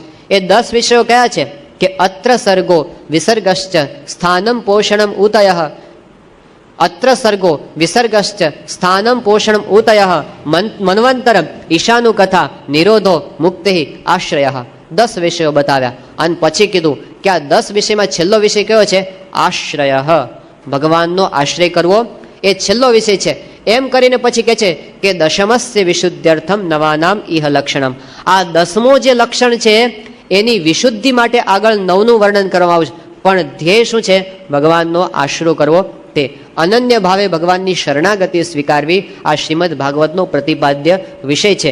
એ દ્વિતીય સ્કંધની અંદર બતાવવામાં આવ્યો છે. તો દશમસ્ય વિશુદ્ધ્યર્થમ નવાનામ ઇહ લક્ષણમ, અને એ દોરો આપણને ભાગવતમાં છેક સુધી જોવા મળે છે. ભાગવતના અષ્ટમ સ્કંધની અંદર પ્રારંભમાં એક કથા આવે છે કે એકવાર ત્રિકુટાચલ પર્વતની તળેટીની અંદર એક વન હતું અને વનની અંદર ઘણા બધા પશુઓ જંગલી નિવાસ કરતા હતા. એની અંદર એક ગજેન્દ્ર નિવાસ કરતો હતો અને એ ગજેન્દ્ર એવો બળવાન હતો કે એની ગંધ માત્રથી વાઘ, સિંહ, અરણા, પાડા, વરુઓ, રીંછ એ બધા એની ગંધ માત્રથી નાસી જતા. આવો બળવાન ગજેન્દ્ર મદમસ્ત થઈને એ જંગલની અંદર રહેતો હતો. એની ઘણી બધી હાથણીઓ એની રહેતી હતી. એના બધા બાળકો હતા, બધા હાથીના બચ્ચા, અને એનો મોટો પરિવાર હતો. એકવાર ઉનાળાનો સમય હતો અને ગરમી બહુ પડતી હતી. એટલે પેલા જે હાથી ગજેન્દ્ર એને બહુ જ અકળામણ થઈ. એટલે પોતાના બધા પરિવાર સાથે એ સરોવર તરફ જવા માટે નીકળ્યો. એની ગંધથી બધા પશુઓ દૂર ભાગતા હતા અને એવી પરિસ્થિતિની અંદર એ પોતે જંગલનો રાજા હોય એવી રીતે એ સરોવરની અંદર પ્રવેશ કર્યો. એની સાથે બધી હાથણીઓ અને એના બચ્ચા બધા એમણે ધરાઈને પાણી પીધું, તરસ छिपाવી અને પછી પોતાની હાથણીઓની સાથે એ પોતે જળ ક્રીડા કરવા માંડ્યો. પોતાના બચ્ચાઓને પોતે સ્નાન કરાવે. એમ કરતાં ઘણી વાર સુધી એણે જળ ક્રીડા કરી. એમાં અચાનક એનો પગ એ સરોવરની અંદર રહેતા એક મગરે પકડી લીધો. ગ્રાહે એનો પગ પકડ્યો. હાથીને ખબર પડી કે મારો પગ પકડાયો છે, એટલે એણે ખેંચવા માટે પ્રયત્ન કર્યો, પણ પકડ બહુ મજબૂત હતી. એનું જોર ત્યાં આગળ ચાલ્યું નહીં. હાથીએ પૂરી તાકાત કરી, આ બાજુ મગરે પણ તાકાત કરી અને બંનેની વચ્ચે ઘમસાણ યુદ્ધ થયું. હાથીએ ઘણો પ્રયત્ન કર્યો કે હું બચું, પણ એનું જોર પાણીમાં બહુ ચાલ્યું નહીં. આ બાજુ એને થયું કે મારી હાથણીઓ મને બચાવે, કે મારા બચ્ચા, પણ બધા નિરાધાર થઈને દૂર ઊભા હતા. એ કોઈ કાંઈ એને મદદ કરી શક્યા નહીં. અને શ્રીમદ ભાગવત એવું કહે છે કે આ મગર અને આ હાથી એ બંનેનું યુદ્ધ 1000 વર્ષ સુધી ચાલ્યું પાણીની અંદર. પણ પછી તો ધીમે ધીમે ગજેન્દ્રનું બળ ઘટતું ગયું અને પછી હાથી છે તણાતો ગયો અને મગર ખેંચી જાય એવી પરિસ્થિતિ આવી ગઈ. પોતાની બધી તાકાત એકઠી કરવા છતાં ચાલે એમ ન લાગ્યું. એ વખતે ગજેન્દ્રના અંતરમાંથી ચિત્કાર નીકળી ગયો કે જે આ સકલ બ્રહ્માંડના કરતા હર્તા છે, જે પોતે પરમ શક્તિમાન છે, જેનાથી સકલ સૃષ્ટિનું નિર્માણ થયું છે, જે એના પાલક છે, જે એના સંહારક છે, એવા ભગવાન એ મારી રક્ષા કરો. સુરદાસજીએ એના ઉપર ભજન બનાવ્યું છે, હે ગોવિંદ, હે ગોપાલ, અબ તો જીવન હારે, મારી શક્તિ હવે એમ હાલે એમ નથી, હવે તમે મારી રક્ષા કરો. અને એનો આર્તનાદ હતો ભગવાને વૈકુંઠની અંદર સાંભળ્યો અને તરત ગરુડ પર બેસી અને ભગવાન ત્યાં આગળ પધાર્યા અને એને દર્શન આપ્યા. ગજેન્દ્રે એ વખતે એક કમળનું ફૂલ પોતાની સૂંઢથી તોડી અને ભગવાનને અર્ઘ્ય અર્પણ કર્યું અને ભગવાને એ વખતે પોતાનું સુદર્શન ચક્ર ફેંકી અને ગ્રાહનું મોઢું છે કાપી નાખ્યું અને ગજેન્દ્રની રક્ષા કરી. અને પછી એ મગરનો મોક્ષ પણ ભગવાને કર્યો. આ કથા ભાગવતની અંદર અષ્ટમ સ્કંધના પ્રારંભની અંદર આવે છે, પણ એનો મર્મ ઘણો બધો મોટો છે. એમાં સમજાવવામાં આવે છે કે જ્યારે આપણી બધી જ શક્તિ માણસની જતી રહે ત્યારે એમને એક શક્તિનો આધાર લેવો પડે છે. માણસ માત્ર ને એ ગમે તેવો શક્તિમાન હોય તોય, જગતનો રાજા હોય તો પણ એક સમય એવો આવે છે કે જ્યારે એનું જોર ચાલતું નથી. ત્યાં પરમ શક્તિનો આધાર એને લેવો પડે છે. ત્યાં ભગવાનની પ્રાર્થના કરવી પડે છે. અમેરિકાની અંદર તારીખ 11મી એપ્રિલ અને 1970ના દિવસે એક પ્રસંગ બન્યો કે ચંદ્ર ઉપર માણસનું ત્રીજું ઉતરાણ થવાનું હતું અને અમેરિકાએ એક યાન રવાના કર્યું હતું, એપોલો 13. એ લોકોને બહુ કેફ હતો કે આપણે વિજ્ઞાને બહુ પ્રગતિ કરી અને હવે આપણે ભગવાનની જરૂર નથી, એવો અંદર ખૂણે ખૂણે ભાવ થઈ ગયો હતો. અને બધું યાન મોકલ્યું તો ખરું, પણ અચાનક એ લોકોએ બહુ પૂર્વ તૈયારી કરી હતી, છતાં કંઈક ગોટાળો થઈ ગયો અને એનું જે સર્વિસ મોડ્યુલ, એની જે ઓક્સિજન ટેન્ક હતી એ ફાટી ગઈ. અને એવી પરિસ્થિતિ આવીને ઉભી રહી કે જે કંટ્રોલ ટાવર હતો એનો કંટ્રોલ જતો રહ્યો, પૃથ્વી પરથી સંચાલન કંટ્રોલ જ જતો રહ્યો. એટલે હવે તો કોઈ કનેક્શન જ ન રહ્યું એપોલો સાથે. હવે એની અંદર જેટલા વૈજ્ઞાનિકો હતા એ બધાને પૃથ્વી પર પાછા કેવી રીતે લાવવા? કોઈ સંજોગોની અંદર એ લોકો પાછા આવી શકે એમ નતા. એટલે આટલા સારા વૈજ્ઞાનિકો એનાથી હાથ ધોઈ બેસાડવાના, એવી પરિસ્થિતિ આવીને ઉભરી. બધા પ્રયત્નોથી હાંફી ગયા. એ વખતે અમેરિકાના પ્રમુખ રિચર્ડ નિક્સન આખા અમેરિકા દેશની ધરતીના લોકોને એમણે પોતે વિનંતી કરી કે હવે આપણી પાસે કોઈ શક્તિ ચાલે એમ નથી, બધા ભગવાનની પ્રાર્થના કરો. જો ભગવાન બચાવે તો જ હવે એ લોકો પાછા આવી શકે એમ છે. અને અમેરિકાએ એક અવાજે પ્રાર્થના કરી, ચમત્કાર થયો, કોઈક રીતે એક કનેક્શન પાછું થઈ ગયું અને જે પેલા વૈજ્ઞાનિકો હતા એ હેમખેમ પૃથ્વી પર પાછા પડી ગયા. પણ એક વખત તો ભગવાને બતાવી દીધું કે તમે ગમે તેટલી શક્તિ વાપરો પણ કોઈક જગ્યાએ તમારી શક્તિ નથી ચાલવાની, એ આવવાનું. માણસની શક્તિની મર્યાદા છે. તો એવો સમય આવે છે જ્યારે લિંકને જોયું કે હવે આપણે કોઈ રીતે યુદ્ધ જીતીએ એમ નથી અને પોતે પ્રાર્થના કરી અંદર જઈને. ચર્ચિલે જ્યારે કોઈ રીતે જીતા એમ લાગ્યું નહીં ત્યારે એમણે કીધું પોતાના દેશવાસીઓને કે હવે તમે પ્રાર્થના કરો. તો છેલ્લે ભગવાનનો આધાર લેવો પડે. ચાર્લ્સ સ્ટેનમેટ્સ નામના એક બહુ મોટા પદાર્થ વૈજ્ઞાનિક થયા, આધુનિક વૈજ્ઞાનિક છે. એમણે પોતે વાત કરી છે કે આખી દુનિયામાં બીજી બધી શક્તિઓ છે, પણ I think the greatest discoveries will be along spiritual lines. આપણે બધા સંશોધનો કરીએ છીએ પણ મોટું સંશોધન આધ્યાત્મિક દિશામાં થશે. પછી કહે છે કે some day people will learn that material things do not bring happiness and are of little use in making men and women creative and powerful. માણસને એક દિવસ અનુભવ થશે કે આ જે ભૌતિકવાદની વસ્તુઓ છે એ માણસને પૂર્ણ શક્તિમાન બનાવી શકતી નથી. અને છેલ્લે એક અદ્ભુત વાત કરે છે કે when scientists will turn their laboratories over to the study of prayer and God, the world will see more advancement in one generation than it has in the last 4. 4 પેઢીમાં નહીં કર્યું એટલું કામ એક પેઢીમાં થઈ જશે. ક્યારે? જ્યારે આખી દુનિયાના લોકો પોતાની બધી પ્રયોગશાળાઓને પ્રાર્થના ખંડોમાં ફેરવી દેશે, એટલે કે બધી પ્રયોગશાળાઓ મંદિર બની જશે. એ વખતે એવો વખત આવશે કે એ કહે છે કે 4 જનરેશનમાં નહીં થયું હોય એટલું કામ એક જનરેશનની અંદર થઈ જશે. તો આ વૈજ્ઞાનિકો આજના એવા સ્વીકાર. આઇન્સ્ટાઈને વાત કરી કે not to believe in God is man's monstrosity. જો ભગવાન મેં નહીં માનો તો પશુ જ છો. આઇન્સ્ટાઈન જેવો વૈજ્ઞાનિક છેલ્લે આ સ્વીકારતો થયો. તો માણસની શક્તિનો ક્યાંક લિમિટેશન આવે છે અને ત્યાં આગળ ભગવાનની શક્તિ આવે છે. તો ગજેન્દ્રને એવો અનુભવ થયો કે અહીં આગળ મારી શક્તિ ચાલે એમ નથી અને એણે ભગવાનની પ્રાર્થના કરી. બાકી આપણા જીવનમાં પ્રશ્નો તો આવવાના, કારણ કે જીવન જ સમસ્યાઓનું બનેલું છે. પણ એ સમસ્યાનું સમાધાન સાચી દિશામાં મેળવવું જોઈએ. ભાગવતના ચતુર્થ સ્કંધની અંદર બહુ જ પ્રસિદ્ધ કથા આવે છે અને જે ભારતનો એક બાળક જાણે છે એવી કથા આવે છે કે મનુ ભગવાન એના 2 પુત્રો, એક હતો ઉત્તાનપાદ અને બીજો હતો પ્રિયવ્રત. ઉત્તાનપાદ રાજાને 2 પત્નીઓ હતી. એકનું નામ હતું સુનીતિ અને બીજીનું નામ સુરુચિ. સુનીતિના પુત્રનું નામ હતું પ્રહલાદ અને સુરુચિના પુત્રનું નામ હતું ઉત્તમ. સુરુચિ હતી એ રાજાની બહુ માનીતી રાણી હતી અને સુનીતિ હતી એ અણમાનીતી. એના પ્રત્યે રાજાને પ્રેમ નહોતો. હવે એકવાર એવું બનેલું કે ઉત્તાનપાદ રાજા પોતાના સિંહાસન પર પોતાના ઘરમાં બેઠા હતા રાજમહેલમાં અને રમતો રમતો ઉત્તમ કુમાર એમનો બાળક સુરુચિનો પુત્ર એ રાજાના ખોળામાં બેસી ગયો. રાજા એને વાલ કરતા હતા અને બાળકનો સ્વભાવ છે કે પોતાના ભાઈને બેઠેલો જોવે એટલે એને પણ પિતાના ખોળામાં બેસવાની ઈચ્છા થાય. ધ્રુવ કુમારને ઈચ્છા થઈ કે હું પિતાના ખોળામાં બેસું અને એ જ્યાં નજીક બેસવા ગયો તો ઉત્તાનપાદે એના ઉપર ધ્યાન આપ્યું નહીં. એ વખતે સુરુચિ રાણી ત્યાં હાજર હતી. એણે જોયું કે ધ્રુવ છે પિતાના ખોળામાં બેસવા પ્રયત્ન કરે છે. ત્યારે એ એને કહે છે સુરુચિ કે ન વત્સ નૃપતેર ધીર્ષ્ણમ ભવાન આરોઢુમ અર્હતિ. હે વત્સ, હજી તું લાયક નથી તારા પિતાના ખોળામાં બેસવા માટે, કારણ કે તું તો સુનીતિના પેટે જન્મ્યો છે. જો તારે આ પિતાના ખોળામાં બેસવું હોય મારી કુખે તારે જન્મ લેવો પડે. અને કુત્સિત શબ્દોની અંદર એનું અપમાન કર્યું. બાળકની ઉંમર નાની છે, 5 જ વર્ષની છે, પણ છતાંય અપમાન તો બધાને લાગે ને. અને ધ્રુવને હાડોહાડ દુઃખ લાગી ગયું. ભાગવત કહે છે કે ધ્રુવની સ્થિતિ કેવી થઈ ગઈ, તો જેમ દંડો મારવાથી સાપ છંછેડાઈ જાય અને ફૂફાડા મારવા માંડે એવી પરિસ્થિતિની અંદર ધ્રુવ આવી ગયો. અને પછી તો એને એમ કે મારા પિતા તો કંઈક મારો પક્ષ લેશે, એણે પિતાની સામે જોયું પણ પિતાએ પણ એનો પક્ષ રાખ્યો નહીં. ત્યારે ધ્રુવને થયું કે હવે મારું કોઈ નથી.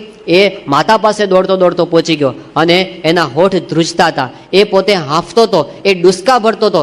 માતા પાસે જઈને ધ્રુસકે ધ્રુસકે રડવા માંડ્યો. ત્યારે એની માતે પૂછ્યું, બેટા તને શું થયું છે? તને કોઈ કંઈ માર્યું? કેમ આટલો બધો રડે છે? ત્યારે ધ્રુવે વાત કરી કે હું પિતાજીના ખોળામાં બેસવા ગયો અને મારી આ સાવકી માતા એણે મારે આવું અપમાન કર્યું. ત્યારે સુનીતિ પણ બહુ દુઃખી થઈ ગઈ. એના અંતરની અંદર પારાવાર દુઃખ થયું કે મારા પુત્રનો આટલો બધો તિરસ્કાર.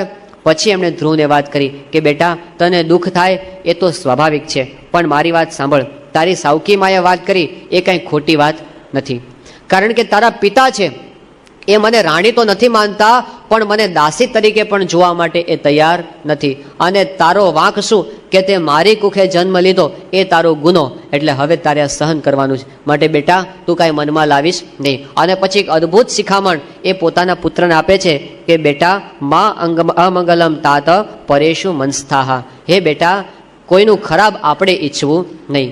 ભલે એ તારું અપમાન કરે, આપણે એનું સારું ઈચ્છવું, તું કોઈનું ખરાબ ઈચ્છીશ નહીં. આ ભારતીય માતા છે.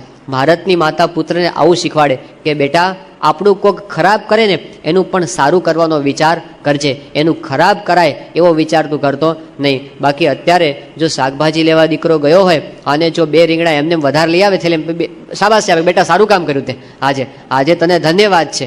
પણ એ ધ્રુવની માતા હતી અને એટલે એણે કીધું કે બેટા આ તે તારે એનું ખરાબ ઈચ્છવું નહીં. તો પછી એની માતા કહે છે કે બેટા તારે વેર ના રાખવું, પણ જો તારે ખરેખર આગળ વધવું હોય તો હવે ભગવાનની આરાધના કર. એને કહે છે કે તારે બીજું કાંઈ કરવા નથી, ભગવાનની આરાધના કર, કારણ કે નાન્યમ તતઃ પદ્મ પલાશ લોચનાથ દુઃખ છિદમ તે મૃગયામી કંચન. એના સિવાય તારું દુઃખ કોઈ છેદે એમ નથી, માટે તું બીજાને કંઈ કરતો નહીં. પ્રમુખ સ્વામી મહારાજની આ જ ભાવના છે ને કે દુઃખ આવે તો ભગવાનની પ્રાર્થના કરવી. અક્ષરધામની અંદર એટેક થયો આતંકવાદીઓનો, અને આતંકવાદીઓના એ વખતે પરિસ્થિતિ એવી નાજુક બની ગઈ હતી કે સ્વામીશ્રી જો પોતે એક વિધાન એવું કરે તો આખું ગુજરાત ભડકે બળે એવી પરિસ્થિતિ હતી. પણ સ્વામીશ્રીએ ધીરજ રાખી. અક્ષરધામ એટલે પ્રમુખ સ્વામી મહારાજના હૃદયનો કટકો છે, ગાંધીનગરનું અક્ષરધામ. એના માટે એમણે પોતે પરસેવોની લોહી વહાવ્યું છે એવું કહી શકાય. એના ઉપર જ્યારે આવો કાળો કેર વર્તાવવામાં આવ્યો છતાં પણ પ્રમુખ સ્વામી મહારાજે પ્રાર્થના શું કરી કે બધાને ભગવાન સદબુદ્ધિ આપે, આપણે કોઈનું ખરાબ ઈચ્છવું નહીં. આ સંતની ભાવના છે. અને મોટા મોટા જે બધા સંતો હતા અને મોટા મોટા જે બધા વિવેચકો હતા એમણે એ વખતે વાત કરી કે ગુજરાતની અંદર જે કાંઈ શાંતિ છે એ પ્રમુખ સ્વામી મહારાજની સાધુતાનું પ્રતિબિંબ છે. એને લીધે આખા ગુજરાતમાં આવી પરિસ્થિતિમાં પણ શાંતિ રહી. એક કવિએ જે ગુજરાતીમાં વાત કરી છે કે હણોના પાપીઓને કે દ્વિગુણ બનશે પાપ જગના. હણોના પાપીઓને દ્વિગુણ બનશે પાપ જગના, લડો પાપો સામે અડગ મનના ગુપ્ત બળથી. લડો પાપો સામે અડગ મનના ગુપ્ત બળથી. સાધુતાના બળથી, સજ્જનતાના બળથી, ભગવાનના બળથી તમે લડશો તો આપણે વિજય બનશું. બાકી વેરનો કોઈ દિવસ વેરથી શમન થતું નથી. તો વધતું જ જવાનું, કારણ કે વેરની વૃત્તિ ક્યાં પડી છે? માણસની અંદર, મનમાં પડેલી. આપણને એમ કે આ બધી મિસાઇલો બની ગઈ ને, આ મિસાઇલો કાઢી નાખો એટલે શાંતિ થઈ જશે. પછી મિસાઇલો કાઢી નાખશો તો બધા તોપ ગોળાથી લડશે, અને તોપો લઈ લેશો તો બંદૂકોથી લડશે, અને બંદૂકો લઈ લેશો તો તલવારોથી લડશે, તલવારો લઈ લેશો તો માણસ ભાલાથી લડશે, ભાલા લઈ લેશો તો લાકડીઓથી લડશે, લાકડીઓ લઈ લેશો તો બથ્થા લડશે, અને હાથ કાપી નાખશો તો માથા અફળાવીને લડશે. પણ લડ્યા વિના માણસ રહેશે નહીં, કારણ કે લડવાની વૃત્તિ માણસના મનમાં રહેલી છે. યુનોનું વાક્ય છે કે યુદ્ધની શરૂઆત ક્યાં થાય છે? પેલા માણસના મનમાં. પહેલા શરૂઆત મનમાં થાય છે. એકવાર અહીં તો આખું વિશ્વયુદ્ધ ખેલાય છે, પછી બહાર બધું આવે છે.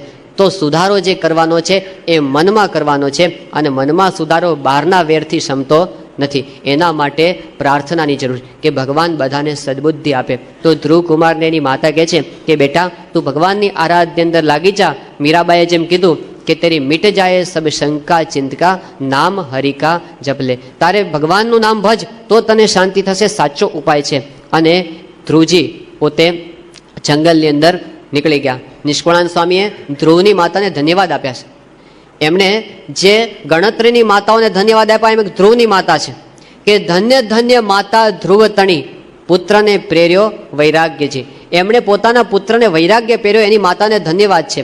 પછી જનની જીવો રે ગોપી ચંદની, ગોપીચંદની માતાને એમણે ધન્યવાદ આપ્યા કે જેણે એમને પોતાના પુત્રને સાચું જ્ઞાન આપ્યું. આવી માતાઓ, મદાલસા માતા, એને ધન્યવાદ આપ્યા છે આપણા સંતોએ કે જેણે પોતાના પુત્રને ભગવાનનો રાહ ચિંત્યો. આજે એવી માતાઓ દેખાય છે ને. આજે પ્રમુખ સાંઈ મહારાજની સેનાની અંદર જે બધા 700 સાધુઓ છે, તો એમાં કેટલા બધા પુત્રો એવા છે, એકના એક છે, એના માતાના એકના એક સંતાન, અને છતાં એની માતાઓ એને આમ ચાંદલો કરી અને હાથમાં નાળેર આપીને વિદાય આપે કે જા બેટા, ભગવાનની સેવામાં અને સમાજની સેવામાં જાય છે તો તું મારી સેવા કરીશ, એના કરતાં ત્યાં સેવા કરીશ તો એમાં મને વધારે શાંતિ થશે.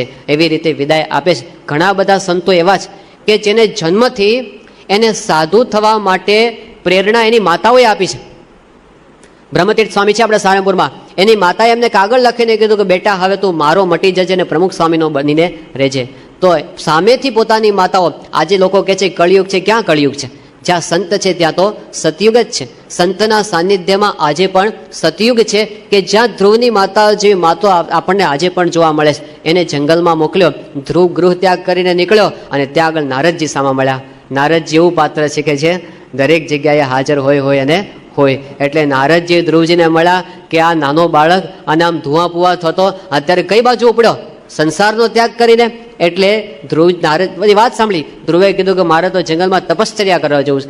એટલે નારદજીએ કીધું કે બેટા તું તો બાળક છે, તું તો હજી બાળક છે, અને બાળકને કાંઈ માન અપમાન જેવું જાજુ હોય નહીં. આ તો પિતા એકવાર બોલી ગયા, માં બોલી ગઈ તો બોલી ગઈ, આવું કાંઈ તારે મનમાં લેવાય નહીં. તું તો હજી 5 વર્ષનો છે, આ નાનું તારું સુકુમાર શરીર છે, અને તું જે વાત કરે છે કે મારે ભગવાનને પ્રસન્ન કરવા, એ માર્ગ તો મોટા મોટા યોગીઓને પણ દુર્લભ છે. તું પાછો વળી જા, આ તારું કામ નથી. તું રાજ પરિવારમાં ઉછર્યો છે, જંગલમાં તારાથી રહી શકાશે નહીં. ત્યાં તો દુઃખ આવશે, ત્યાં તો વરસાદ આવશે, ટાઢ પડશે, તડકો પડશે, પશુ પક્ષીઓ આવશે, બધા જંગલી, એમાં તું જીવી શકીશ નહીં. આવી બધી વાત જ્યારે એમને કરી ત્યારે ધ્રુવજીએ કીધું કે સુખ અને દુઃખથી વિચલિત થનારો હું નથી. તમે મને ગમે એટલી બીક બતાવશો પણ એનાથી કાંઈ હું પાછો પડો એમ નથી. મારી સાવકી માં, એણે મને જે વચન માર્યા છે ને એ મારા હૃદયની આર પાર નીકળી ગયા છે. હવે તો હું એ સિદ્ધ કરીને જ બતાવીશ. મારે ત્રિલોકીની અંદર એવું ઊંચું સ્થાન પ્રાપ્ત કરવું છે કે મારા વડવાઓએ હજી સુધીમાં કોઈએ પ્રાપ્ત ન કર્યું હોય એવું મારે. તમે મને ઉપાય બતાવો, હું કરવા માટે તૈયાર છું, તમે મને ઉપાય બતાવો.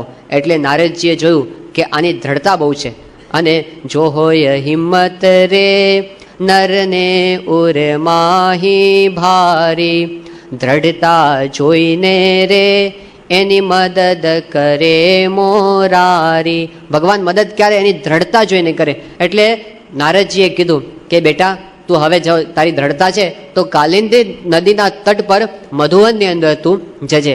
ત્યાં જઈને પવિત્ર સ્થાનમાં તું તપશ્ચર્યા કરજે. અને એમને શીખવાડ્યું કે તારે ત્યાં જઈ અને ઓમ નમો ભગવતે વાસુદેવાય એ મંત્રનો તારે જપ કરવો. અને પછી એને કીધું કે ત્યાં આગળ તારે શું કરવું?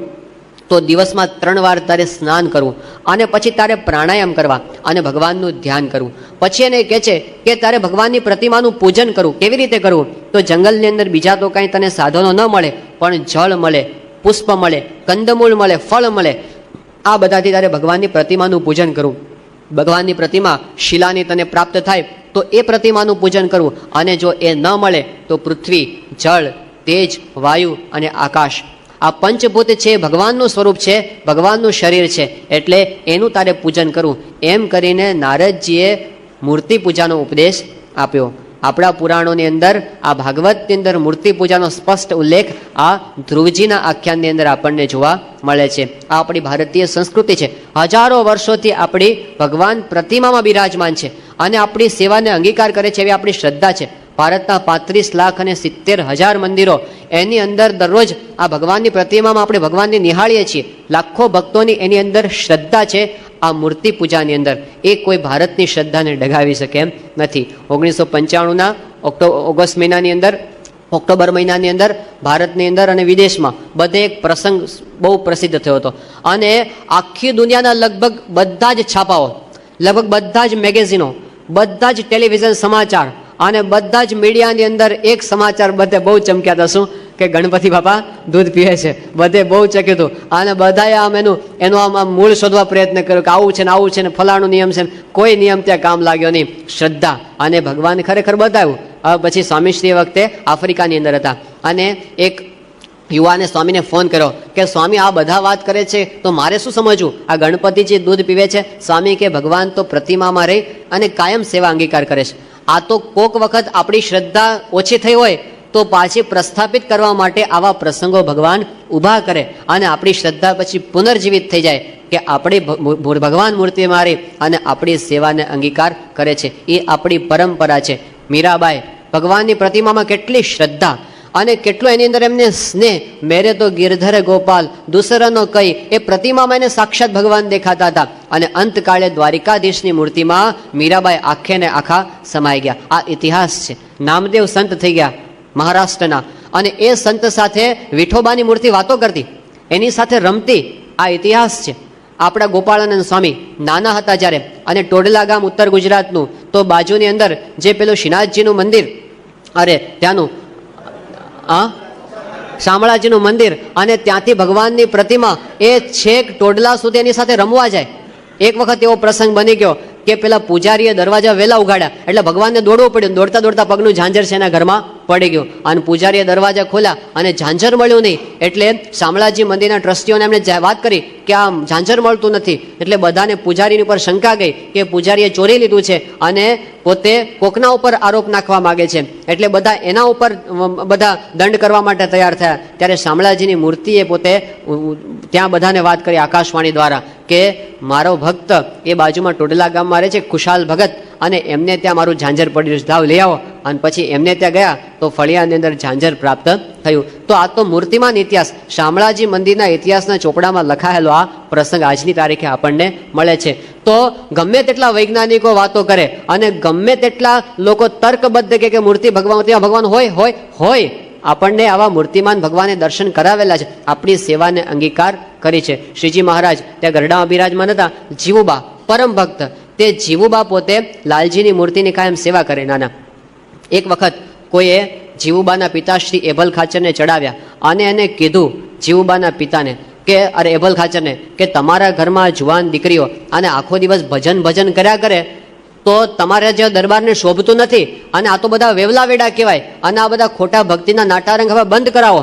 એટલે એભલ ખાચરને વાત સાચી લાગી. પોતે ભાયાતોને ચડાવ્યા, ચડી ગયા અને કીધું આ તો બધું બંધ કરાવી દો. અને પોતે આવ્યા ખેતરમાંથી પોતાને ઘરે. જીવુબા જ્યારે પોતાના ઓરડાની અંદર ભગવાનને દૂધ ધરાવતા હતા ત્યાં પોતે દરવાજા પાસે આવીને ઉભા રહ્યા અને એભલ ખાચરે તલવાર કાઢી બહાર અને ગર્જના કરી કે બંધ કર તારા બધા વેવલા વેડા. અને આ બાજુ પાછળ જોયું જીવુબાએ કે બાપુ તમે? એભલ ખાચરે કીધું હા, હવે તારા ભક્તિના નાટક લાંબા ચાલશે નહીં, બંધ કર, હવેથી આવું બધું કંઈ કરવાનું નથી. એટલે જીવુબા કે પણ હું તો ભગવાનને દૂધ પીવડાવું છું, આમાં ખોટું શું છે? ત્યારે પેલા એભલ ખાચર કે જો તારો ભગવાન સાચો હોય તો પીવરાવ દૂધ મારી નજર સામે, અને હું જોઉં છું એ પીવે છે કે નહીં. જીવુબાએ ભગવાનની પ્રાર્થના કરી કે હવે લાજ રાખવી તમારા હાથમાં છે.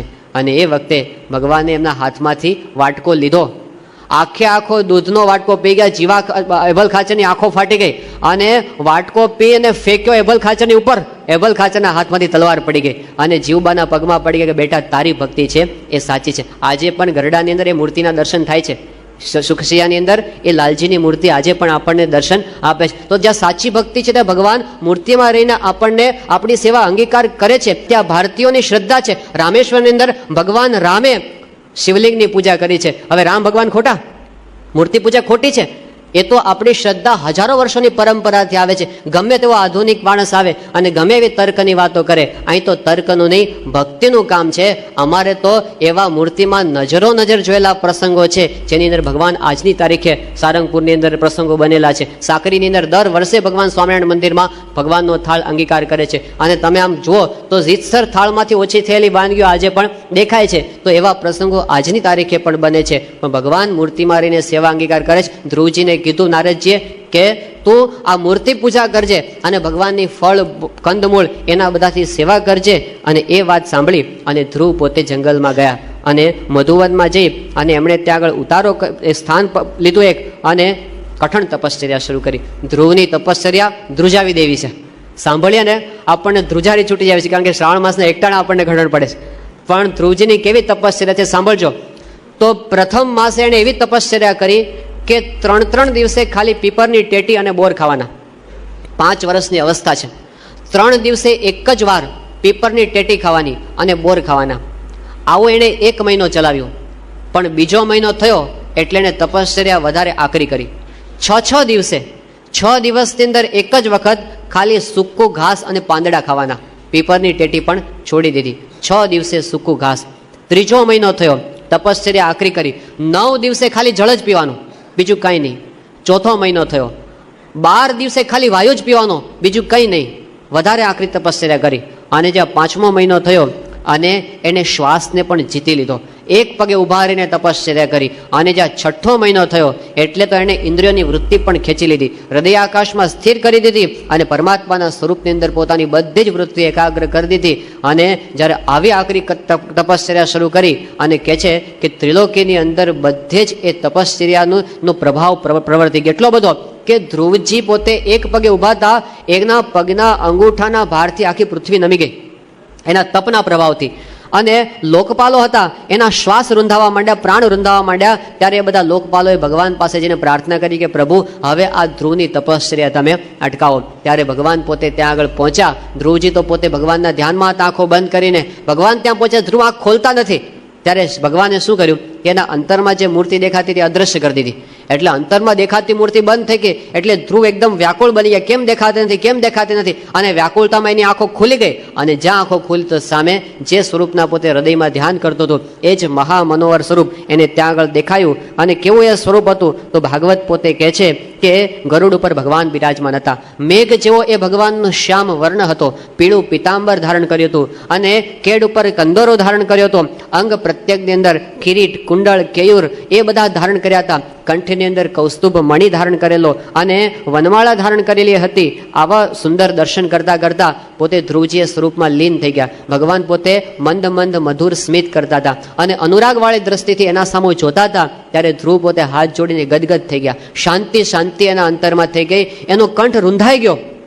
ધ્રુવ પોતે કંઈ બોલી શકતા નથી ભગવાનની સામે એ વખતે.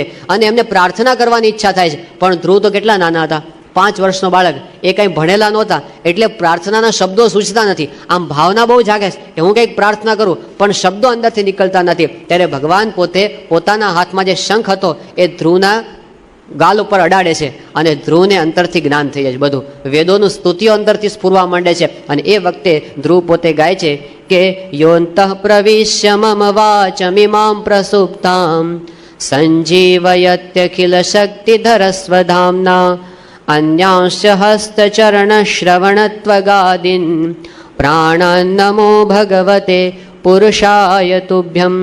એ કહે છે કે જેણે મારી વાણીને પ્રકાશિત કરી છે, જેણે મારા નેત્રને પ્રકાશિત કર્યા છે, જેણે મારા મનને પ્રકાશિત કર્યું છે, મારા તમામ ઇન્દ્રિયો અંતઃકરણને પ્રકાશિત કર્યા છે, એવા ભગવાનને હું પ્રણામ કરું છું. ત્યારે ભગવાન પણ પ્રસન્ન થયા અને ધ્રુવને કીધું બેટા માગી લે, તારી શું ઈચ્છા છે મહેચ્છા. ત્યારે ધ્રુવની ઈચ્છા તો શું હતી કે ત્રિભુવનની અંદર અવિચળ સ્થાન પ્રાપ્ત કરું. ભગવાને પ્રસન્ન થઈને આશીર્વાદ આપ્યા કે જા, હજી સુધી કોઈને પ્રાપ્ત ન થયું હોય એવું અવિચળ પદ તને પ્રાપ્ત થશે, જે બીજા લોકો માટે પ્રાપ્ત કરવું બહુ દુર્લભ છે. પછી કહે છે કે તું આ દેહ કરીને 36,000 વર્ષ સુધી પૃથ્વી પર રાજ કરીશ. ઉત્તાનપાદ રાજા પાસેથી રાજ્ય તને પ્રાપ્ત થશે. અને તારો ભાઈ ઉત્તમ છે, એ વનની અંદર શિકાર કરવા માટે જશે, ત્યાં આગળ એનું મૃત્યુ થશે.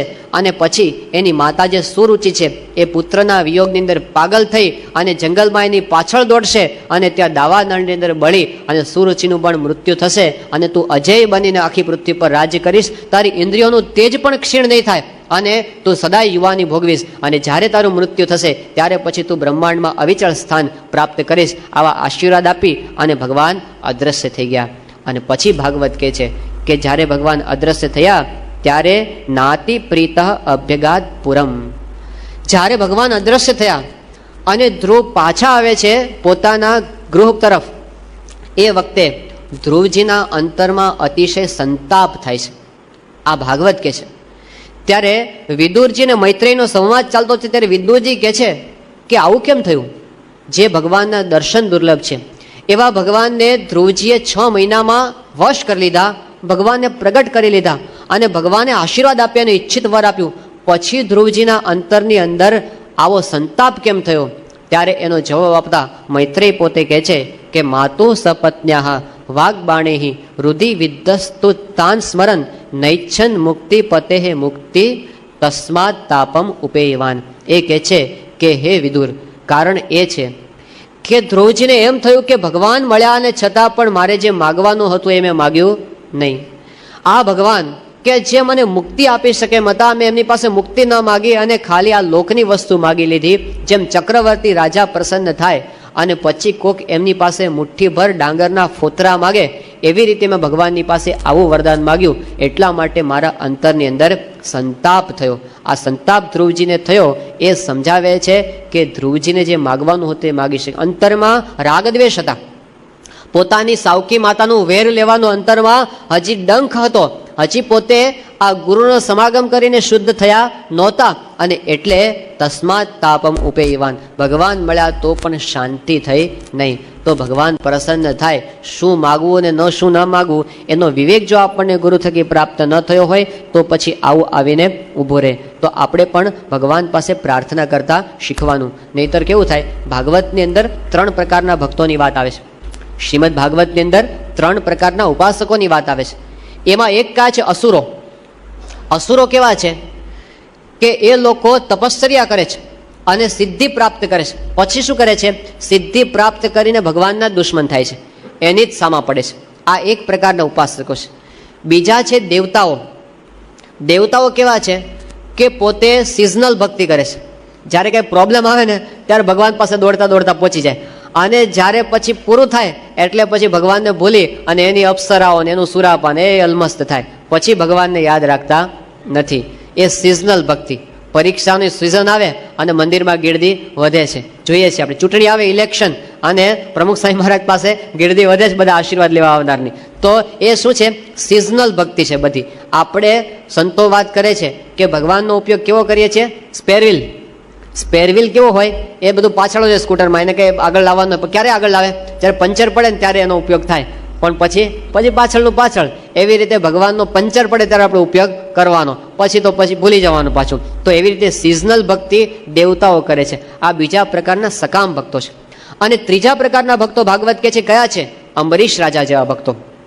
નવમ સ્કંદમાં અંબરીશની કથા આવે છે કે એવા સંત, એવા ભક્ત છે કે જેને ભગવાન સિવાય કાંઈ ઈચ્છા નથી. કેટલી બધી કે ભગવાન સિવાય ચતુર્ધા મુક્તિની પણ ઈચ્છા નથી. મત સેવયા પ્રતિતમ ચ સાલોક્યાદિ ચતુષ્ટયમ નેચ્છંતી સેવયા પૂર્ણા કુતોન્યત કાલ વિપ્લુતમ.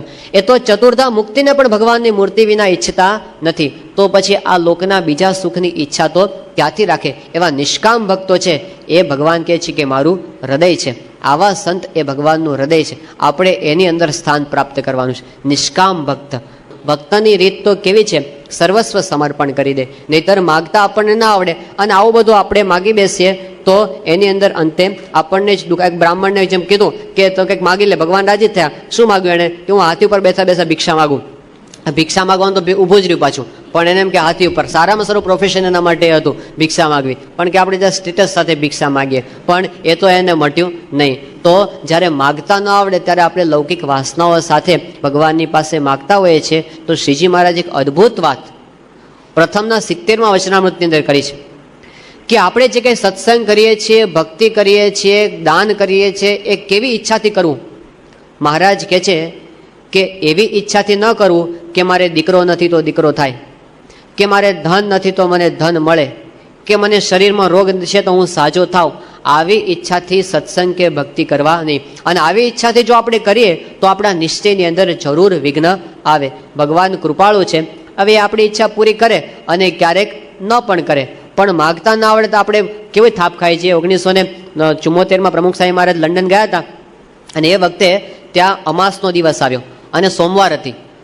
તો સોમવતી અમાસનો બહુ મહિમા. કોકે કીધું સ્વામીને, હરિભક્તે કે સ્વામી સોમવતી અમાસના દિવસે સમુદ્ર સ્નાનનો બહુ મહિમા છે. તો આપણે ઠાકોરજી સાથે અને સંતો હરિભક્તોએ આપણે સોમવતી અમાસ સમુદ્ર સ્નાન કરીએ.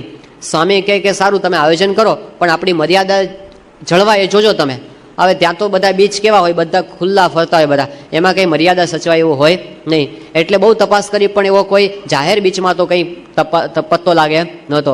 પણ એક ભાઈનો પ્રાઇવેટ બીચ હતો, એનો પોતાનો, જ્યાં બીજા બહારના માણસો કોઈ ના આવે. એ ફ્રેન્ચના પોતે રાજ પરિવારના માણસ હતા. એમનું નામ હતું લોર્ડ મોન્ટેગ્યુ.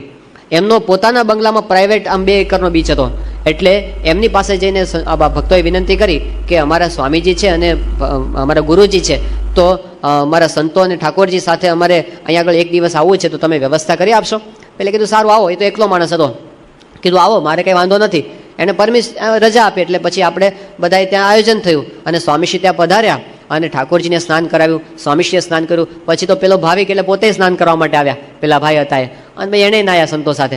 અને પછી જ્યારે પોત પૂરું થયું ત્યારે આવા પરદેશના માણસો તો બહુ રિઝર્વડ હોય, પણ આ માણસને એટલો ભાવ થઈ ગયો એટલે એમણે પોતે કીધું કે સ્વામીજી આપ મારા બાથરૂમમાં બધા ઠંડુ પાણી છે તો તમે ત્યાં પધારો અને મારે ત્યાં ગરમ પાણીમાં સ્નાન કરો. એટલે પ્રમુખ સાહેબ મહારાજને પોતાના બંગલામાં લઈ ગયા અને ત્યાં એમને સ્નાન કરાવ્યું. અને પછી સ્વામી રાજી થયા એમના ભાવથી. પછી સ્વામી કે આપણે સાહેબને આશીર્વાદ આપવા છે. એટલે સંતોને કીધું કે આપણે સંકલ્પ કરો કે એમને આપણે અક્ષરધામ મળે.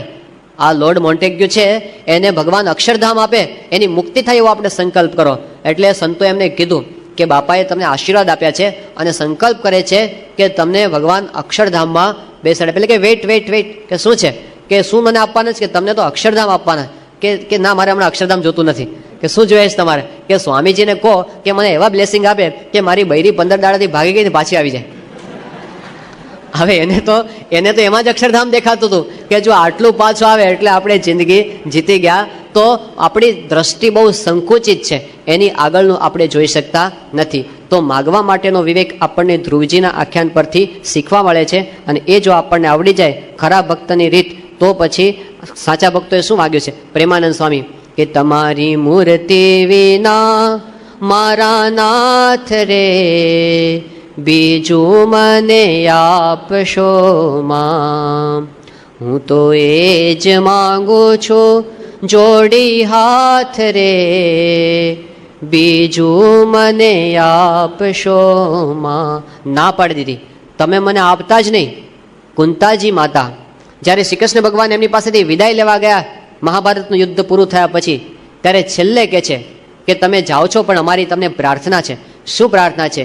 કે વિપદઃ સંતો નઃ શશ્વત, અમને હંમેશા માટે વિપત્તિઓ આવો. સામેથી દુઃખ માગે કુંતાજીએ. કુંતાજી દુઃખ માગ કે લીનો એહી ભક્ત કી રીતિ. તો કેમ દુઃખ માગ્યું? કે છે કે ભગવાન તમે જ્યારે બહુ સુખ આપો છો ને ત્યારે અમને યાદ આવતા નથી. દુઃખમાં સાંભળો છો, સુખમાં યાદ આવતા નથી. તમારું સ્મરણ રહે.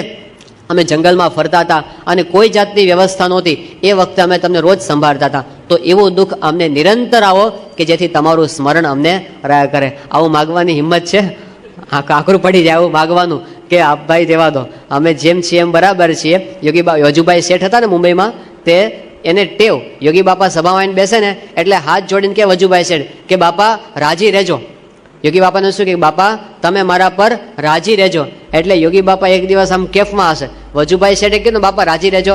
એટલે યોગી બાપા કે વજુભાઈ જો અમારો રાજીપો થાય ને તો બૈરા મરી જાય, છોકરા મરી જાય, ધંધામાં ખોટ જાય. એ કે બાપા એવો રાજીપો અમારે નથી જોતો, તમારી પાસે રાખો. આવું અમારે જોતું નથી. ભાગવતના 10મ સ્કંધમાં યુધિષ્ઠિરનો આવો એક પ્રશ્ન છે. એ કૃષ્ણ ભગવાનને પ્રશ્ન પૂછે છે કે પ્રભુ એક પ્રશ્ન મને થાય છે કે હું જોઉં છું જગતની અંદર વિચિત્રતા, કે શું વિચિત્રતા તમને દેખાય છે? યુધિષ્ઠિર કહે છે કે વિચિત્રતા એવી છે કે જે લોકો તમારું ભજન નથી કરતા એ લોકો બંગલાઓમાં રહે છે, એ લોકો ગાડીઓમાં ફરે છે, એની વાહવાહ થાય છે જગતની અંદર અને સુખિયા છે લોકો. અને જે તમારું ભજન કરતા હોય એ તો બિચારા સ્લીપર ઘસે છે, એ તો બિચારાને કંઈ ખાવાના ઠેકાણા નથી. તો આવું કેમ છે કે ભજન કરે એ દુઃખી છે અને ભજન નથી કરતા એ સુખી છે? ત્યારે કૃષ્ણ ભગવાને હસતા હસતા યુધિષ્ઠિરને કીધું કે યુધિષ્ઠિર મારી રીત કેવી છે તું સાંભળ. યસ્યાહમ અનુગૃહણામી હરિષ્ય તદ્ધનમ શનેહી. હે યુધિષ્ઠિર, હું જેના પર રાજી થાઉં છું એનું ધન હું લેવા માંડું છું. આ એમની રીત છે. એટલે જો આપણામાંથી કોકના પર રાજી થયા હોય તો આપણે સમજવું કે હવે ભગવાનનો રાજીપો આપણા પર થયો, કે આપણું કંઈક લેવા માંડ્યા. પણ ભગવાન કે બધાને એવું કરતા નથી, પણ ક્યારેક આપણી કસોટી કરવા માટે, ક્યારેક આપણો ખિલ્લો હલાવવા માટે, ક્યારેક આપણું બંધન ન થાય એટલા માટે ભક્તને પણ ભગવાન દુઃખ આપે છે. એ આપણા સારા માટે. જેમ એકવાર એક ઘડિયો હતો ને, એ 5મા માળે કંઈક કામ કરતો હતો, ઉપર પ્લાસ્ટર કરતો હતો, ઉપર એટલે ઊંચે. અને અચાનક કામ કરતા કરતા હાથમાં બહુ લેલું છટક્યું અને છેક નીચે પડી ગયું જમીન ઉપર. હવે જો ત્યાંથી નીચે ઉતરે પાછો અને ઉપર જાય તો બીજી 15 મિનિટ જતી રહે. એટલે વિચારતો હતો કે દોરડું નીચે નાખું, કોઈક મને બાંધી આપે અંદર. પણ દોરડું તો નીચે નાખ્યું પણ કોણ બાંધી આપે એને? રસ્તા ઉપરથી પસાર થાય માણસો સીધા જતા રહે, કોઈ જોવે નહીં. એટલે એને થયું એક રૂપિયો નાખું. ઉપરથી ને 1 રૂપિયો નાખ્યો નીચે. એટલે એને એમ કે કોઈક જોવે કે આ રૂપિયો કોણે નાખ્યો. તો એક ભાઈ આવ્યા અને રૂપિયા ઉપરથી પડતા જોયો, એને ઉપર જોયું જ નહીં, ખિસ્સામાં નાખીને હાલતા થઈ ગયા આગળ. એને બીજો નાખ્યો કે ચલો બીજો કોક બીજો નાખ્યો, તે બીજો લઈને હાલતો થઈ ગયો. 5 રૂપિયા એમને જતા રહ્યા કે આમ તો કઈ મેળ પડશે નહીં. પછી એક જણો આવ્યો ને, તે ધીમે રહીને એક નાનો કાંકરો નાખ્યો, એટલે પેલા તરત ઉપર જોયું કોણ મારે છે. કાંકરો માર્યો ને એટલે તરત ઉપર જોયું. પછી પેલા કીધું કે મારે પેલું લેલું મને બાંધી આપો ને, પછી બાંધી દીધું અને ઉપર ગયું. પણ આપણે આમ રૂપિયા આવે ને તો આપણે ઉપર જોતા, કાંકરો આવે ને તો ઉપર કોણે આ દુઃખ આપ્યું આપણને, તો તરત આપણને ઉપર જોવાની ઈચ્છા થાય છે. એટલે ભગવાન કાંકરો નાખે ક્યારેક કે ઉપર જુઓ તો ખરા, આ ઉપર જુઓ, આ બધું કરનાર, સુખ અને દુઃખ બધું આપનાર હું છું. એટલા માટે ભગવાન ભક્તો ઉપર કૃપા કરી અને સુખ પણ આપે અને દુઃખ પણ આપે. પણ શ્રીજી મહારાજે અંત્યના 13મા વચનામૃતની અદ્ભુત વાત કરી છે, કે છે કે આપણે જ્યારે ભગવાનના ભક્ત થયા અને તન મન ધન ભગવાનને અર્પણ કર્યું, ત્યારે ભગવાનની ઈચ્છા એ જ આપણું પ્રારબ્ધ છે.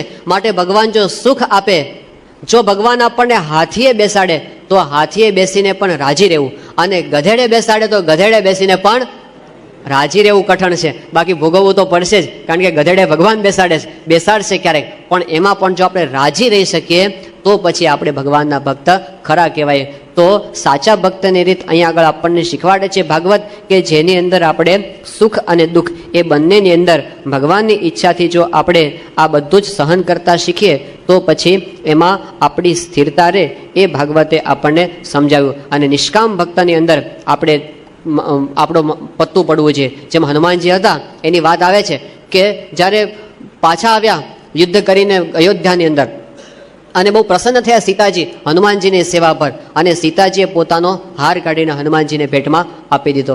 ત્યારે હનુમાનજીએ હાર લીધો, પણ પછી હાર લઈ અને પોતે આમ તોડી અને ફેંકવા માંડ્યા એનું મોતીઓ બધા. આ 9 લાખો હાર સીતાજીને થયું કે વાંદરાની જાત, આ આટલો મોંઘો હાર અને તોડીને ફેંકી દેશે બધા મોતી. ત્યારે કહે છે કે આ તમે શું કરો છો?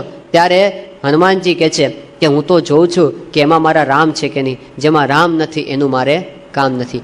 આ ભક્તની રીત કે જ્યાં ભગવાન નથી ત્યાં આગળ એવી વસ્તુને પ્રાપ્ત કરીને શું કરવાનું? મત સેવયા પ્રતિતમ છે સાલોક્યાદિ ચતુષ્ટયમ. એવું પણ મારે જોતું નથી કે કદાચ મુક્તિ હોય પણ ભગવાન ન મળતા હોય તો. ઘણી વખત કેટલાક હરિભક્તોને પ્રશ્ન થતો હોય કે અમે શરૂઆતમાં આવીએ ને સત્સંગમાં, ત્યારે અમે જેવા સંકલ્પો કરીએ બધા સિદ્ધ થાય, અમે પ્રાર્થના કરીને સીધી સંભળાય, પણ 5-7 વર્ષ થયા અને પછી હવે બધું ઊંધું પડે છે. આવા કેટલાકને અનુભવ થતા હશે. તો બાળક જ્યારે નાનો હોય ને, પછી એ જ્યારે સ્કૂલમાં જતો ન હોય એટલે પછી એને લોલીપોપ આપે, ચોકલેટ આપે કે લે બેટા, અને ચોકલેટની લાલચે એ બાળક છે સ્કૂલમાં જાય, બાળ મંદિરની અંદર જાય.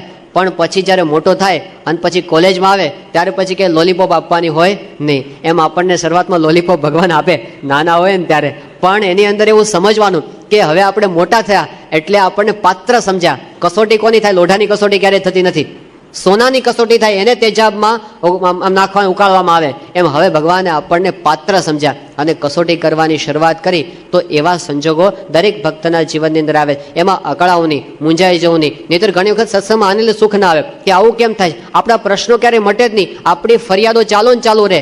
અને એટલે કોકે વાત કરી, જે બહુ ફરિયાદ કરે ને, જે બહુ ફરિયાદ કરે એને ભગવાન ફરી યાદ કરતા નથી. ભગવાન યાદ ન કરે, એને લાગે કે આ તો ફરિયાદ કરનારો ભક્ત છે.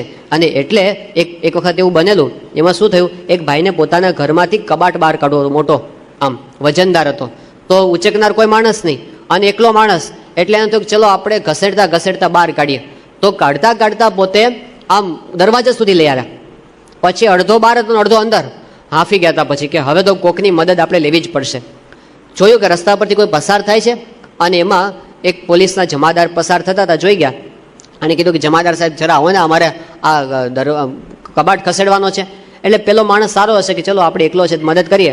એટલે એને કીધું ચલો હું બહારથી હલાવું છું, તમે અંદરથી. અને બંને જણાએ થઈને પ્રયત્ન ચાલુ કર્યો. આ ભાઈ અંદરથી પ્રયત્ન કરે, પેલા બહારથી, અને બંનેએ મહેનત કરી, એટલું જોર કર્યું, પરસેવે રેપઝેપ થઈ ગયા, એક તસુભાર કબાટ ખસ્યો નહીં. એટલે 10 મિનિટ પછી તો પેલો હાંફી ગયો અને જમાદાર પરસેવો લૂછતો આવ્યો કે આ કબાટ ઘરમાં નહીં આવે. પણ પેલો કે મારે ઘરમાં નથી લાવવો, મારે બહાર કાઢવો છે. શું થતું હતું ખબર પડી ને, ઓલો અંદર ધક્કા મારતો હતો ને આ બહાર. હવે આખી રાત સુધી મહેનત કરે ને તો એ કબાટ કાંઈ ત્યાંથી ખસવાનો હતો નહીં. એમ ઘણી વખત આપણને કે સત્સંગમાં સુખ નથી આવતું, એક કારણ આ છે કે આપણે ભગવાનનું સુખ જોતું નથી અને ભગવાનને જગતનું સુખ આપવું નથી, એટલે પછી બંનેના ફોર્સ સામસામા લાગે છે. આપણે જો એમાં ભળી જઈએ ને, જેમ એની ઈચ્છા હોય એમાં ભળી જઈએ કે તમે જેમ કહેવા માગો છો ને કરવા માગો છો એ પ્રમાણે, તો પછી ભગવાન પ્રસન્ન થઈ જાય. તો કંઈ જાજુ કરવાનું હોતું નથી. એમની ઈચ્છાની અંદર ગુણાતીતાનંદ સ્વામી કેટલી અદ્ભુત વાત કરી છે. સ્વામિનારાયણ હરે સ્વામીએ વાત કરી છે, અંતરમાં ટાઢું રહ્યા કરે અને ધગી ન જાય એના બે ઉપાય છે.